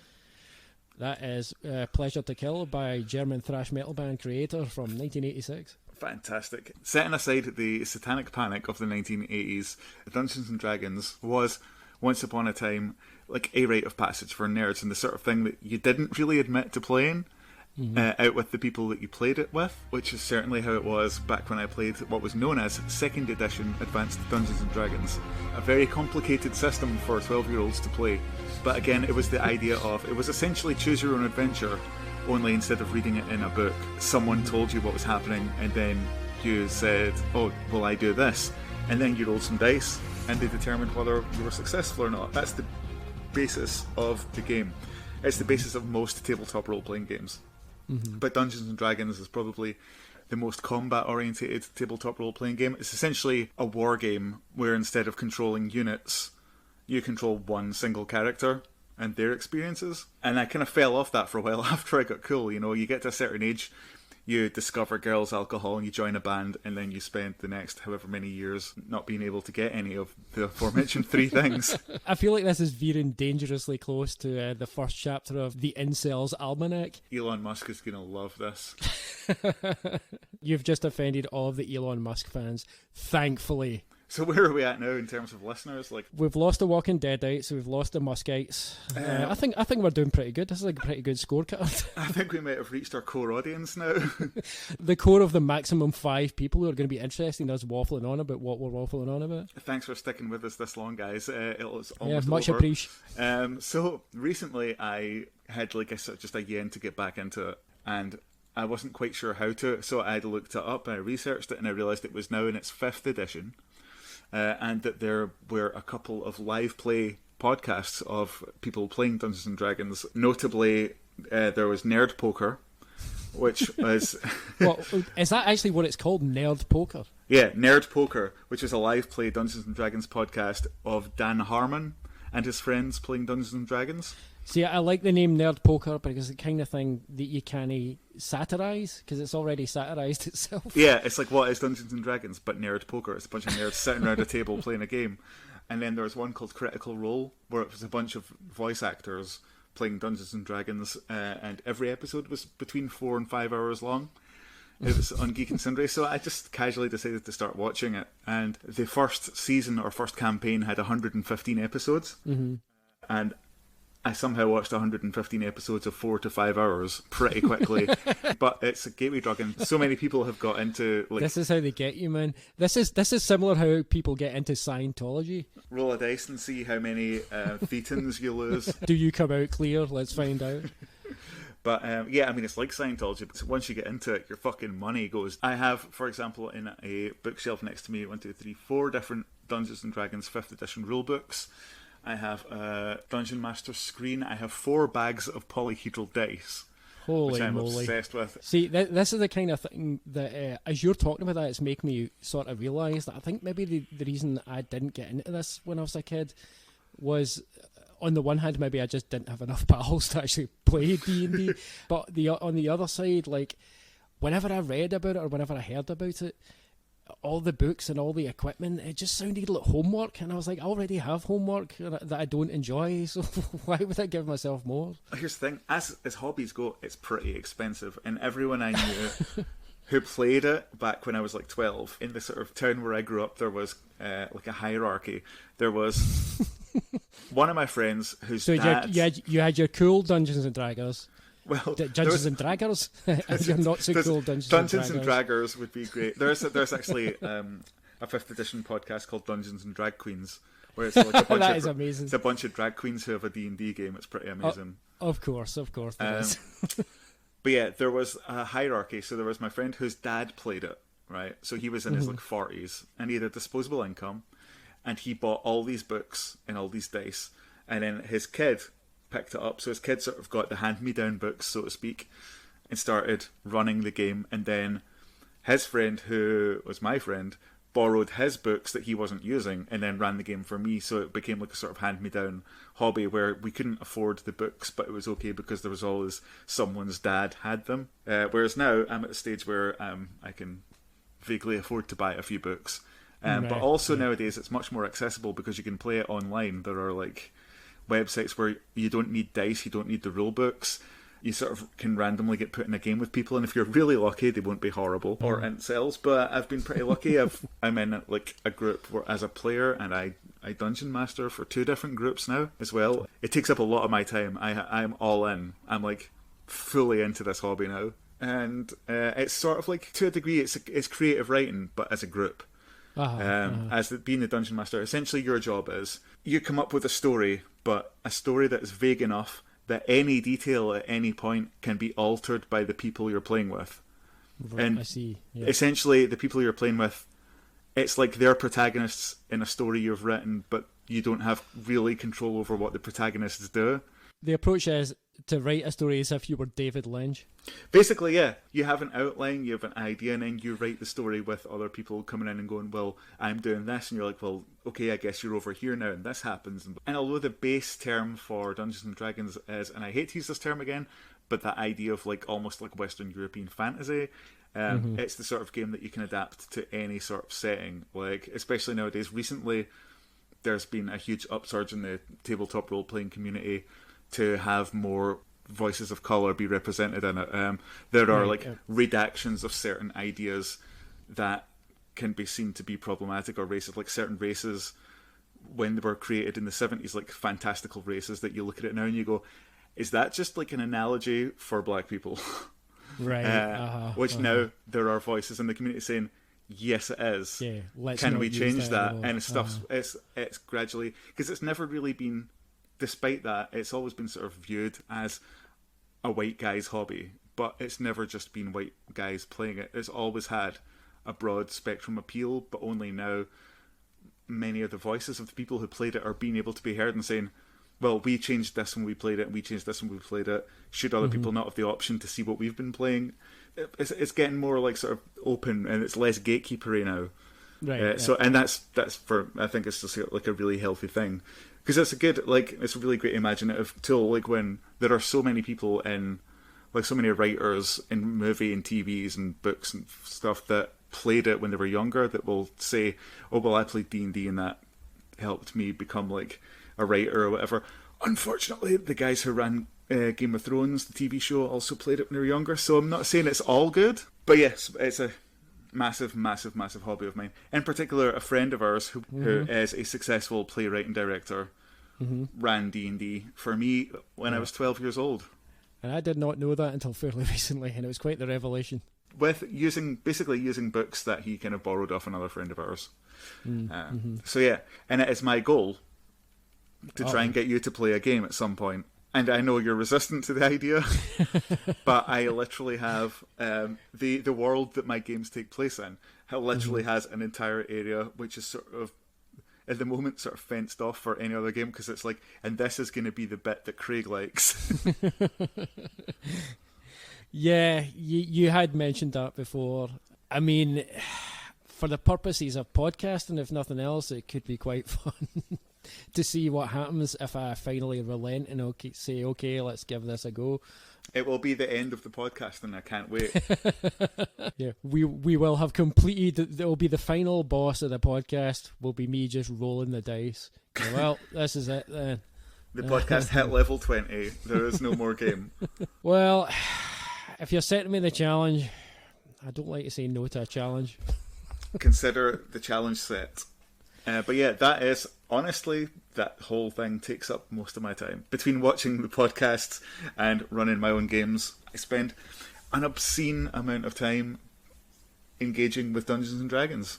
Not in real life. I don't, like, in real life, engage with dungeons, although I'm not here to kink shame anyone. So if that's the thing you're into, go for your life. But I like my dungeons like I like my dragons, which is imaginary. That definitely seems the healthier option. Oh, well, we will see what happens. I mean, this time, just a few years ago, before I started subtitling, I had no conception at all whatsoever that I would one day find it entertaining to watch UFC, whereas now I kind of get enough of it because I've subtitled it so much. And I now find that, much to my massive surprise, I do actually really enjoy watching two physically fit, athletic people just knock the absolute living shit out of each other, to the point where now when I'm working, I go out my way to on the work list to pick those up just because I know I enjoy watching it while working on it. So, yeah, new experiences. Open your horizons to imaginary violence. Yeah, it's almost as good. Yeah, it's almost going to say it's almost as good as real violence. Yeah. Fair enough. Okay, I guess I'm in, James. Fantastic. I can stop this charade of pretending to do a podcast now. About a podcast about popular culture. This has all been about getting me to play D&D.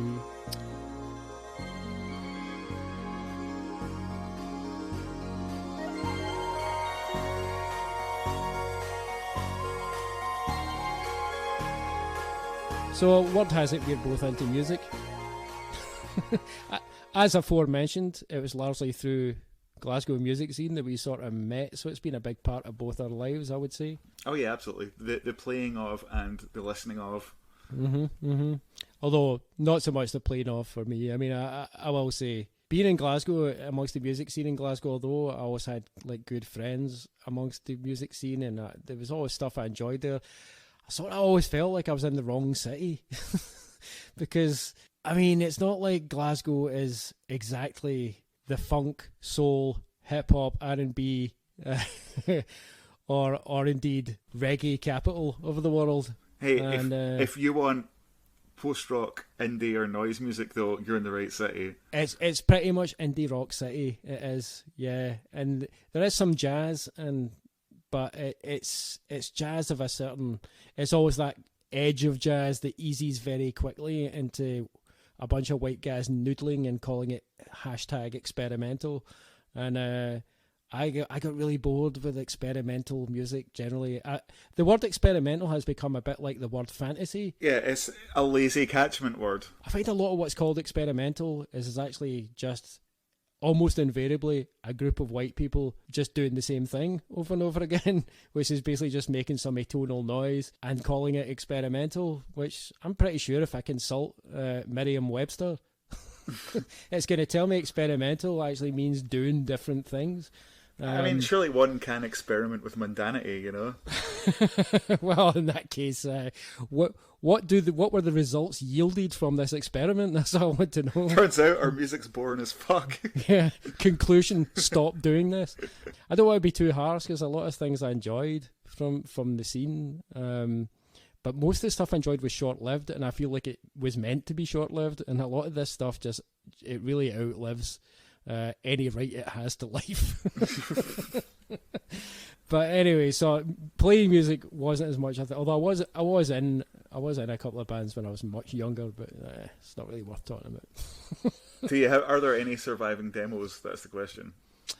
Not on me. I'm sure other people may have some, but that's a topic for another time. And when I say another time, let's forget this forever, is what I mean. Okay. But yeah, so music. We're into our music, and it's a big part of the big melting pot that we're trying to swim in. So any conversation about culture, we're always going to blab about music, because in our sessions at the Tron, not the Hamiltron, the other one, 90% might be sometimes talking about music. So if you happen to be a fan of TV shows and comic books, and you also are just as much a fan of music, we're going to be referencing music all over the shop. I feel like that has to be a major component of what we're doing here. I think so. I've made a conscious effort not to up till this point, because I've been trying to stay on topic. Ditto. Currently, last few years, what's been floating your boat? Okay, so not this year, but of the previous 3 years, I've been to Primavera twice. Which is not a festival I'd ever been to before. And full disclosure time, right? I know people who love festivals, but having been in a band, they were always my least favourite thing to play. And going to one, you couldn't have fucking paid me to go to one.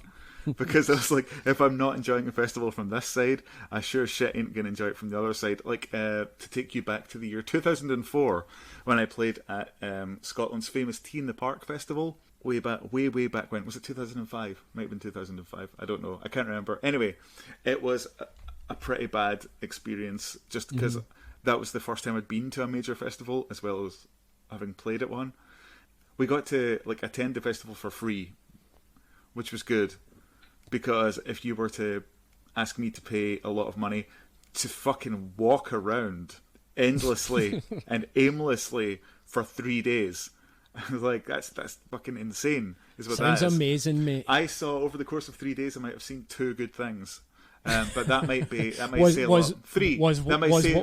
Was one of them the exit? That probably says more about Tea in the Park, to be fair, than just the general festival experience. But yeah, I was never a fan of walking around for ages between stages. Although I did see James Brown that year, and he was great. I did see the Go Team, who are always good. There's one that people won't remember, right? That is specifically 2005. That is 2005 as fuck. And I saw Snoop Dogg that year as well. Snoop Dogg was great. Good shit. But yeah, mostly I always prefer to see gigs in venues, ideally small venues, because I've got bad eyesight. And I like to see what I'm hearing as well. That was all we were saying. Yeah, Primavera, on the other hand. Oh yeah, also I fucking hate the outdoors. Like, I don't mind it in small doses, but I won't camp. Like, You must be absolutely loving quarantine. I've got hay fever, and I don't like I being do outside for too long, and I don't like staying somewhere where I can't have a shower. So all that having been said, Primavera is great because you don't have to camp and you don't have to be outside very often, and when you are, you're outside in Barcelona, so it's great. But yeah, so I've been lucky enough in the last 3 years to see Solange twice. I'm so jealous. Incredible, frankly. So jealous. Last year's Primavera was particularly great because, and 3 years ago at Primavera, I also, on the same stage that I saw Solange, I also saw Grace Jones. Mm-hmm. Incredible. Yeah, that's pretty amazing. Last year's, I saw Solange again, who blew me away. I saw Sons of Kemet. You sicken me. Who are like brilliant, absolutely fantastic. London-based, am I right? Yes, yeah. Yep, London-based jazz band who are they're amazing band. They're the right side of like what you were talking about, the experimental, because there's just it's a groove. The band leader Shabaka Hutchings he's got several other projects, and every single one of them is amazing. His band Shabaka and the Ancestors, if you've not heard that, well worth checking out. Holy shit, man, it's amazingly good. Some of the best stuff on the Shabaka and the Ancestors albums, there's 2 albums. I am not exaggerating when I say it's up there with like Coltrane. It's so fucking good.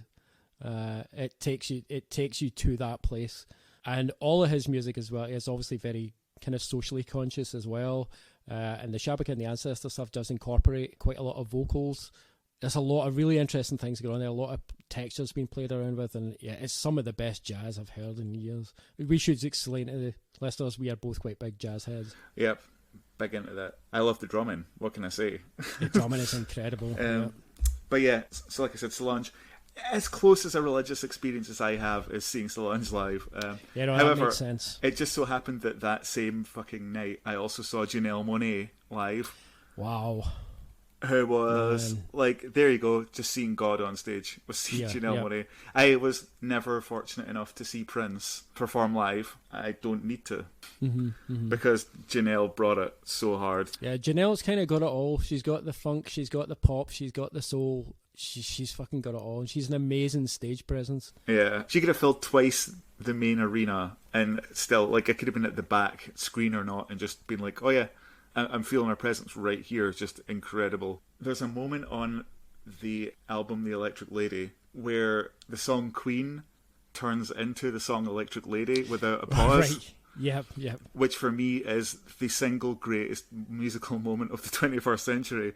The end of Queen into the start of The Electric Lady is just so good. It's the transition to end all transitions, but of course that would mean it was no longer a transition. Who else did I see there? Because I saw a lot of stuff. You sent me essentially a list of go and watch all these people. I did. And I did. And I was not disappointed. I saw Little Sims in a tiny stage.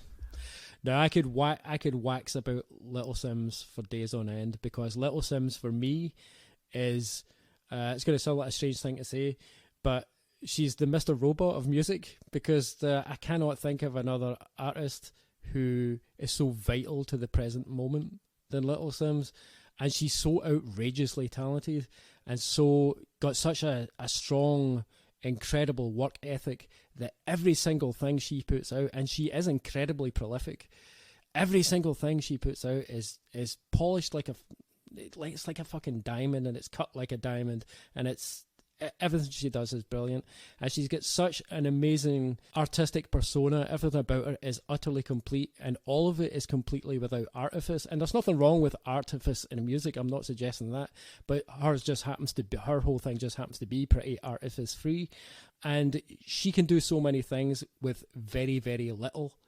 And she's an amazing wordsmith, an incredible MC, a great instrumentalist, a great band leader, and she's one of those artists I look at, I listen to, and I think, how are you even real? Yeah, I mean, I'd only heard like a few of her tracks before I saw her live, and I was like, oh, she's good, I'll definitely go see her, and then just seeing, like, as soon as she started, she was incredible, her band were incredible.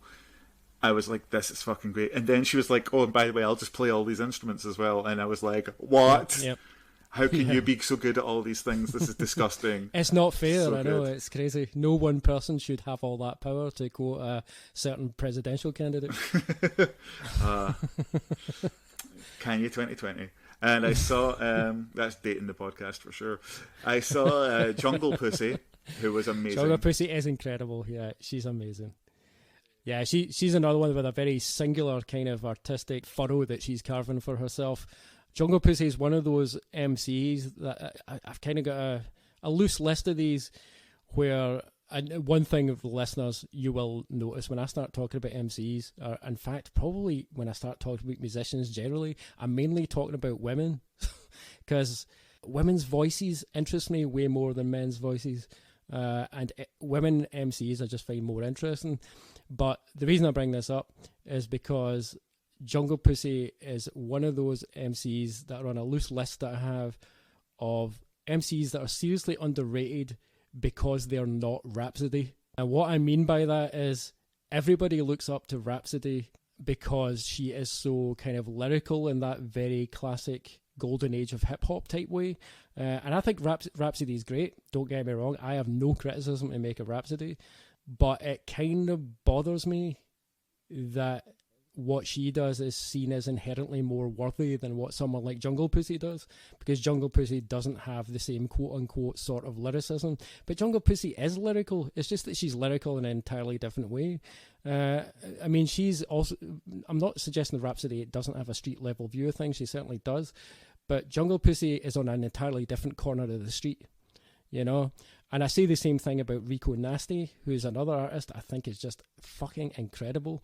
And Rico Nasty might not be the most technically skilled MC. Certainly someone like Rhapsody on a technical spitting bars level is definitely superior. But Rico Nasty is infinitely a more interesting artist than somebody like Rhapsody because she's got a very particular perspective and a very particular way of expressing it. Yeah, what Jungle Pussy has in spades is delivery and humour, and yeah, like that very like specific outlook. Yeah. Every MC, I should say, that I saw at Primavera, and that year there were a lot.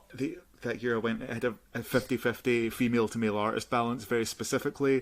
There was a lot of female MCs at it. It was like a really well put together program. Fucking shellac or still playing, but that's Primavera. We call that the obligatory Albini. Yep, every MC I saw had like a DJ to start their tracks or had a band, but Jungle Pussy just came onto the stage, owned the stage herself, and just like plugged what just looked like an iPod Nano into the PA and just started her own tracks, and then had her own stage props that was like an A4 piece of paper with glitter pen on it, and it was beautiful. She was incredible. Yeah.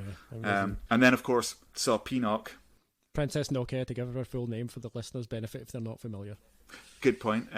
She was amazing. 2 acts that I didn't see at Primavera, one of whom I've seen before but that I wanted to see but kind of missed because I was doing that festival thing where you walk between stages. Missed Carcass and I missed Dem Dyke Stair, but I'd seen Dem Dyke Stair before and really enjoyed them, but they were always worth a watch. But I kind of wanted to see Carcass. Yeah, I would kind of want to catch Carcass. I only ever saw Carcass once and it was in the 90s. Yeah, fucking amazing, so good. Like, still, I still love what they do. Like their most recent recording, what was it, Surgical Steel? Was that the most recent one? I think it's a great album. It's really fucking good. Like they've lost none of their edge whatsoever. And I know like critics like to say, when I say critics, I mean like these diehard fucking guys who haven't taken off the same leather jacket since 1993. Just like to pretend they were somehow better in the 90s. They weren't. They were just always as good, and they're still as good. Yeah, no, great stuff. I would love to catch them. I'd love to see them again. Actually, I feel like Carcass might have been on at the same time as Carly Rae Jepsen, and there was no way I wasn't watching Carly Rae Jepsen. That does make sense. But yeah, I saw Carly Rae. Amazing. But yeah, so that's what I've been enjoying in terms of what I saw live. And then, of course, the last gig that I was at before lockdown. Oh, I saw Dessa performing with the National Orchestra of Wales in Cardiff, which was mind-blowing because it was in a venue where most of the venue was taken up by the orchestra and there was maybe like 100 seats and that was it. And it was like a really small seating area and then Dessa and an orchestra, and it was just... It's the only first time I've ever seen a full orchestra performing live as well, which was incredible. Like, I was really blown away by it, but also the fact that they were there while Dessa was spitting bars over the top, just so good. And then, of course, to bring us back to the last gig I saw before any locking down happened, which was the Magical Cavalera Brothers performing. Oh yeah, we went together, yeah, and that was a great show. Yeah.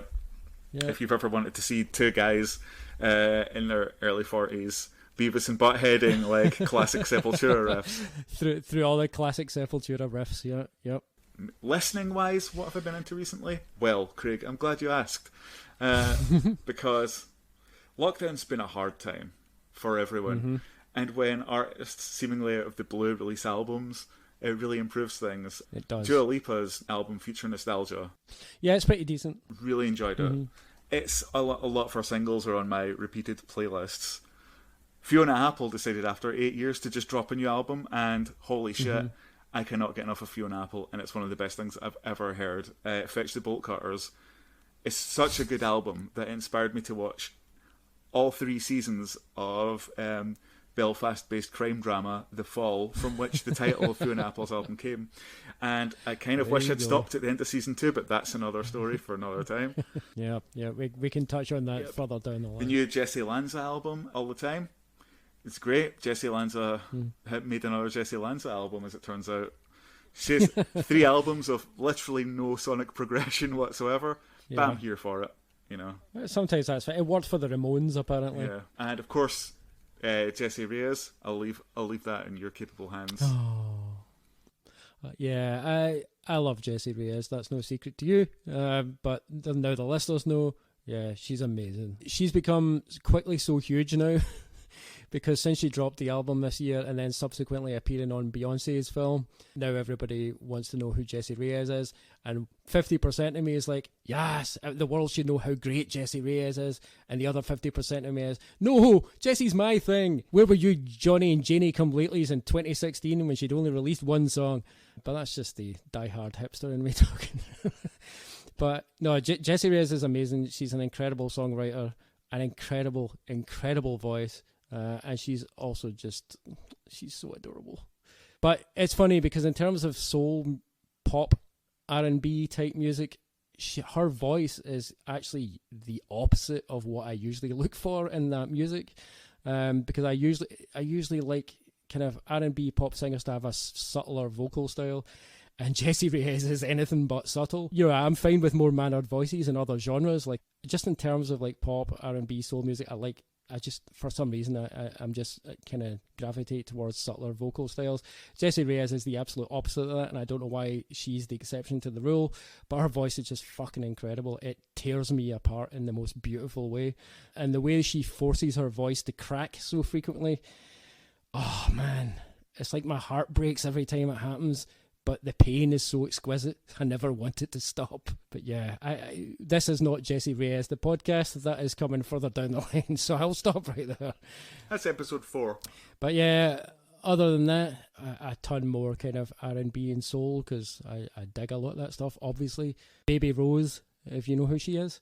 She's a great soul singer with a really smoky voice, which seems like it should not come out of her body because she's like such a small young woman, and it's like that voice is something ancient, and everything she does is amazing, so everyone should check her out. Tierra Whack, probably one of my favourite MCs, and she does have bars for days, but in a weird way that's not even the most interesting thing about her because she's so off the wall lyrically and aesthetically. Also features in the new Beyonce film. She does, yeah. I listen to a lot of hip-hop, a lot of R&B, as listeners will now pick up on. We have possibly more than any other topic we're going to touch on. I think our musical tastes are a bit all over the place because we will love death metal and jazz and R&B. Yeah, I do dig a lot of metal as well. A band I've been listening to a lot in the last couple of years is a Spanish death metal band called Blood Hunter, and I can't even remember. I think they might have just popped up randomly on my YouTube recommendations, and they have a female vocalist, naturally because it's me, and holy shit, man, her voice is just amazing. She goes by the name of Diva Satanica, which I'm absolutely 100% certain is what it says on her birth certificate. I'm here for that shit. That is what. But she has the most amazing shout. She's just got a great shout. You know, there's the shout and there's the growl. She can do both, but her shout is particularly amazing. Yeah, check them out. They've got lush riffs for days, man. It's, yeah, good shit. Nice. Also, I think they're Danish kind of doom metal band, an all-female doom metal band called Convent with a K. I've been really digging them lately. They're well worth checking out. I remember telling you about this Lebanese all-female thrash metal band called Slave to Sirens. I was going to bring them up, actually. I'm glad you did. Yeah, they've released one 4-song EP, and I cannot stop listening to it for the last 2.5 years or so. It's really, really good. Hopefully they're okay with the situation in Beirut currently. A lot of grime. Flohio, you didn't see her, did you? You missed her. I missed her, yeah. Yeah, she's a great MC. So that's another name to stick there. Ibibio Sound Machine, if you like a bit of funk and Afrobeat. Really digging them lately. Also, Mourning a Black Star, who are a very kind of lo-fi experimental funk soul troupe. Their album they released this year is so far album of the year for me. I cannot recommend it enough. I'll send a link later, but yeah, it's really... Contrary to this statement, and possibly due to the lateness of the hour and the volume of Shiraz consumed, Craig would in fact not send a link later. Seriously good stuff. So rich, so profound. Just takes you to that place that only that kind of music can take you. Outside of metal, I don't actually listen to a lot of rock music anymore. And the only bands that I can think of outside of metal that could be described as rock music, Nova Twins, I suppose. There it is. There it is. Hang on, I'm going to have a klaxon when you say Nova Twins because I was waiting for that. Nova Twins are amazing, and they're you could describe them as a punk rock band. And they tend to get labelled with that, but their music is so far and away doing way more interesting things than what that label describes. I mean, there are hints of grime and hip-hop in there, and there's some really experimental uses of their instruments. I love everything they do, and they're very... You can tell they're from London. In a way that's actually really refreshing. Like they are an authentic voice of London youth in a way, and I really dig that. Another artist I've really been digging lately is Dua Saleh. I will spell that. It's D-U-A as in Dua Lipa, but not Dua Lipa.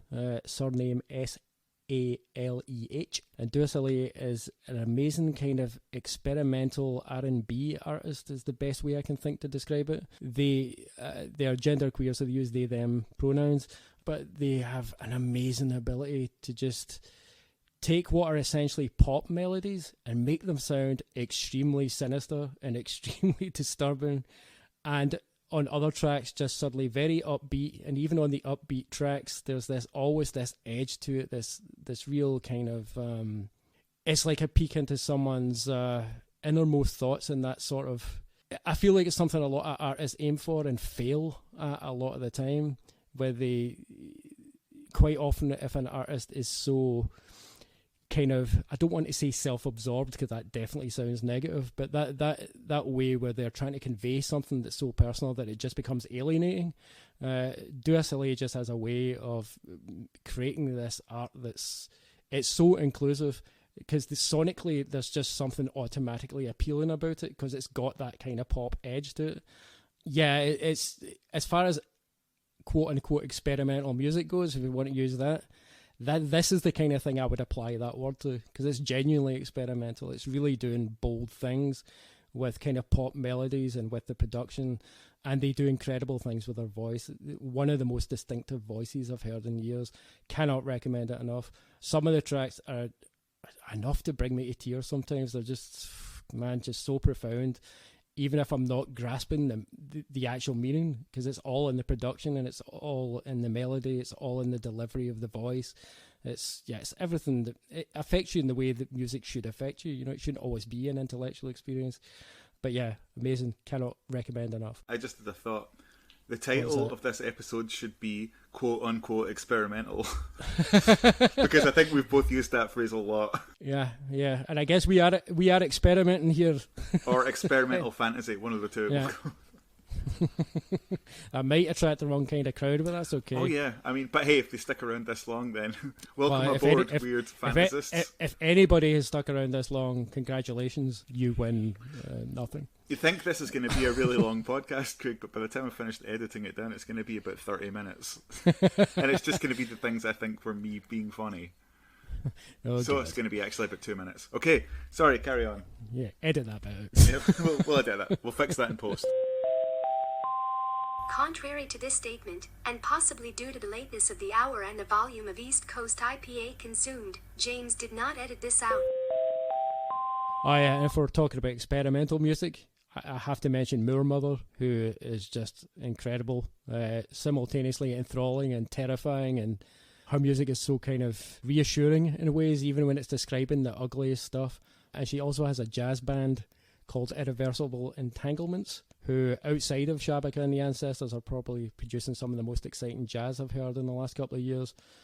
I would then have to segue or regway into my reggae taste, because I'm quite a big reggae head. I like my reggae. You like your Reggies. I like my reggae, I like my dub, I like my dancehall. So, yeah, Ja9 is probably my favourite reggae artist at the moment. Everything she does is fucking incredible. It's essentially roots reggae, very kind of progressive in the lyricism, and the arrangements are always very interesting. She's always also just an incredible performer. A lot of other female artists, like Empress Sativa, also in that same kind of mould, highly recommended. This is reminding me, actually, James, now that I'm on this train of thought. You're on the reggae train. I'm on the reggae train, all aboard the reggae train. It's good for next stop Kingston. And given your D&D challenge to me, I feel like extending the hand now from the reggae train, encouraging you to get on board the reggae train. Okay, let's explain. Because as previously mentioned in our past, not on this podcast, but in our personal conversations, you're not much of a reggae guy. I don't understand reggae.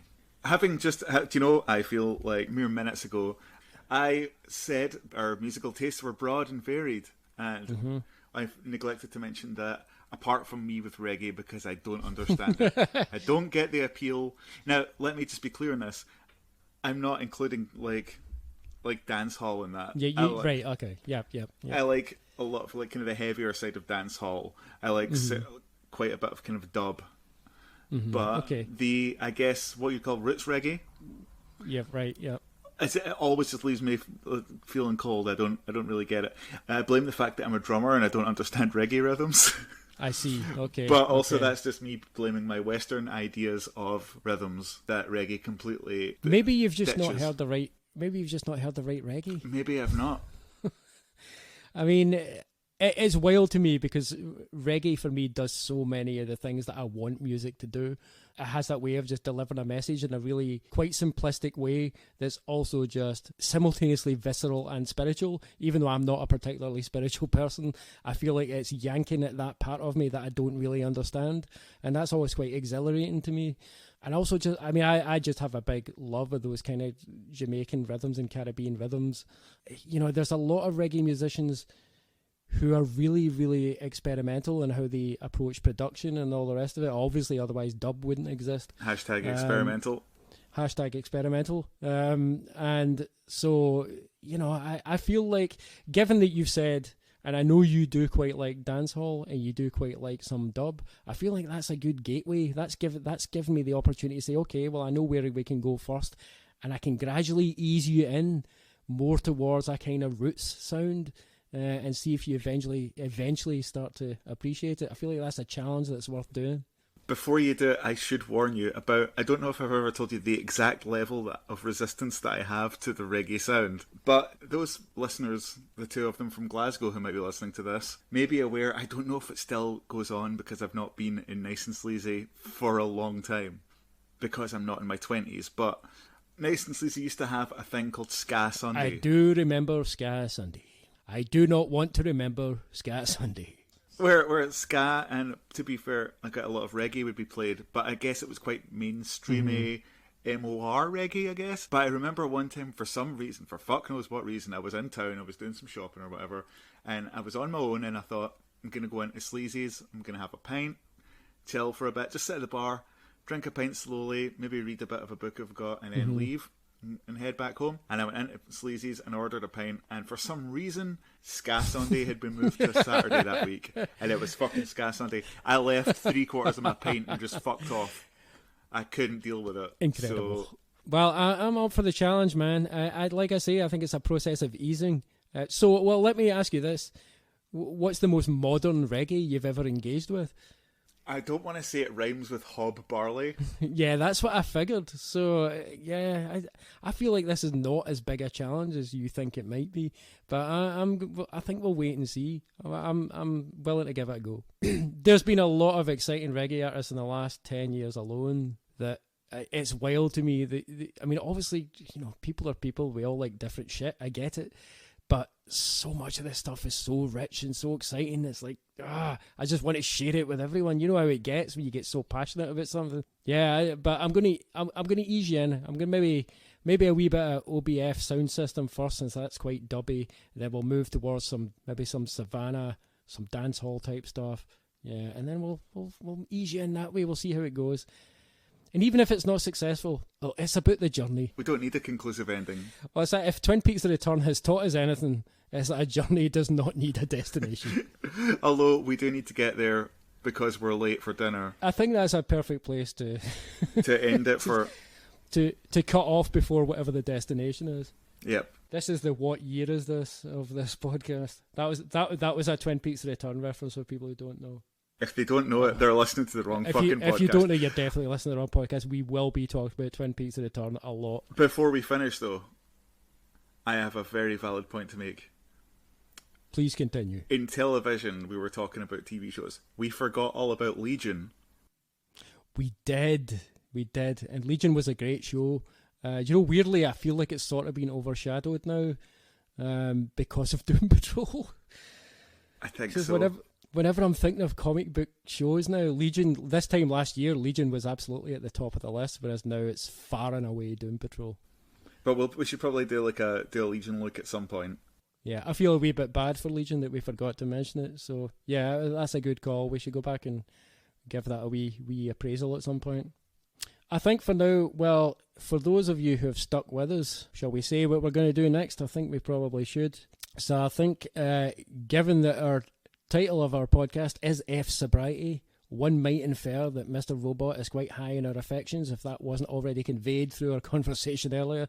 So we are going to be starting off with our first Mr. Robot-centric podcast, and we're going to be looking at the pilot episode. I'm going to be revisiting that and having a good discussion of it, hopefully refreshing our love and affection for it, and maybe coming up with some new insights that maybe we had not discovered. Yep, episode 1.0, hellofriend.mov. If for some God knows what reason you've not watched Mr. Robot and you're listening to this podcast, and you like the idea of two guys talking shit for a couple hours, and probably segueing off about music, why not check out Mr. Robot episode 1 before you listen to our next episode? Otherwise you're going to be way more lost than you are right now. That would be a smart move.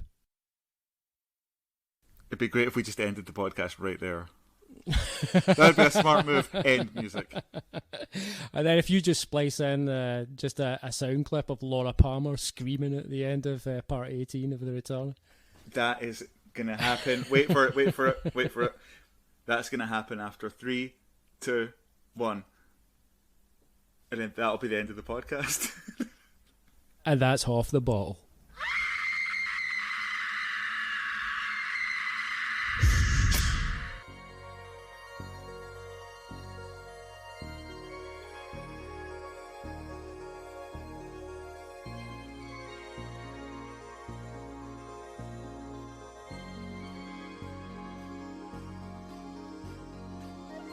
Thank you for listening to fSobriety Episode 1, quote-unquote experimental. fSobriety was conceived and recorded by Craig Woods and James Hamilton, edited by James Hamilton, and is a production of Hauf the Bottle. The theme music is Colossal Estates by Errors, from the album Lease of Life, available from Rock Action Records. You can find fSobriety on Twitter at fSobrietycast, and on Facebook at fSobriety Podcast.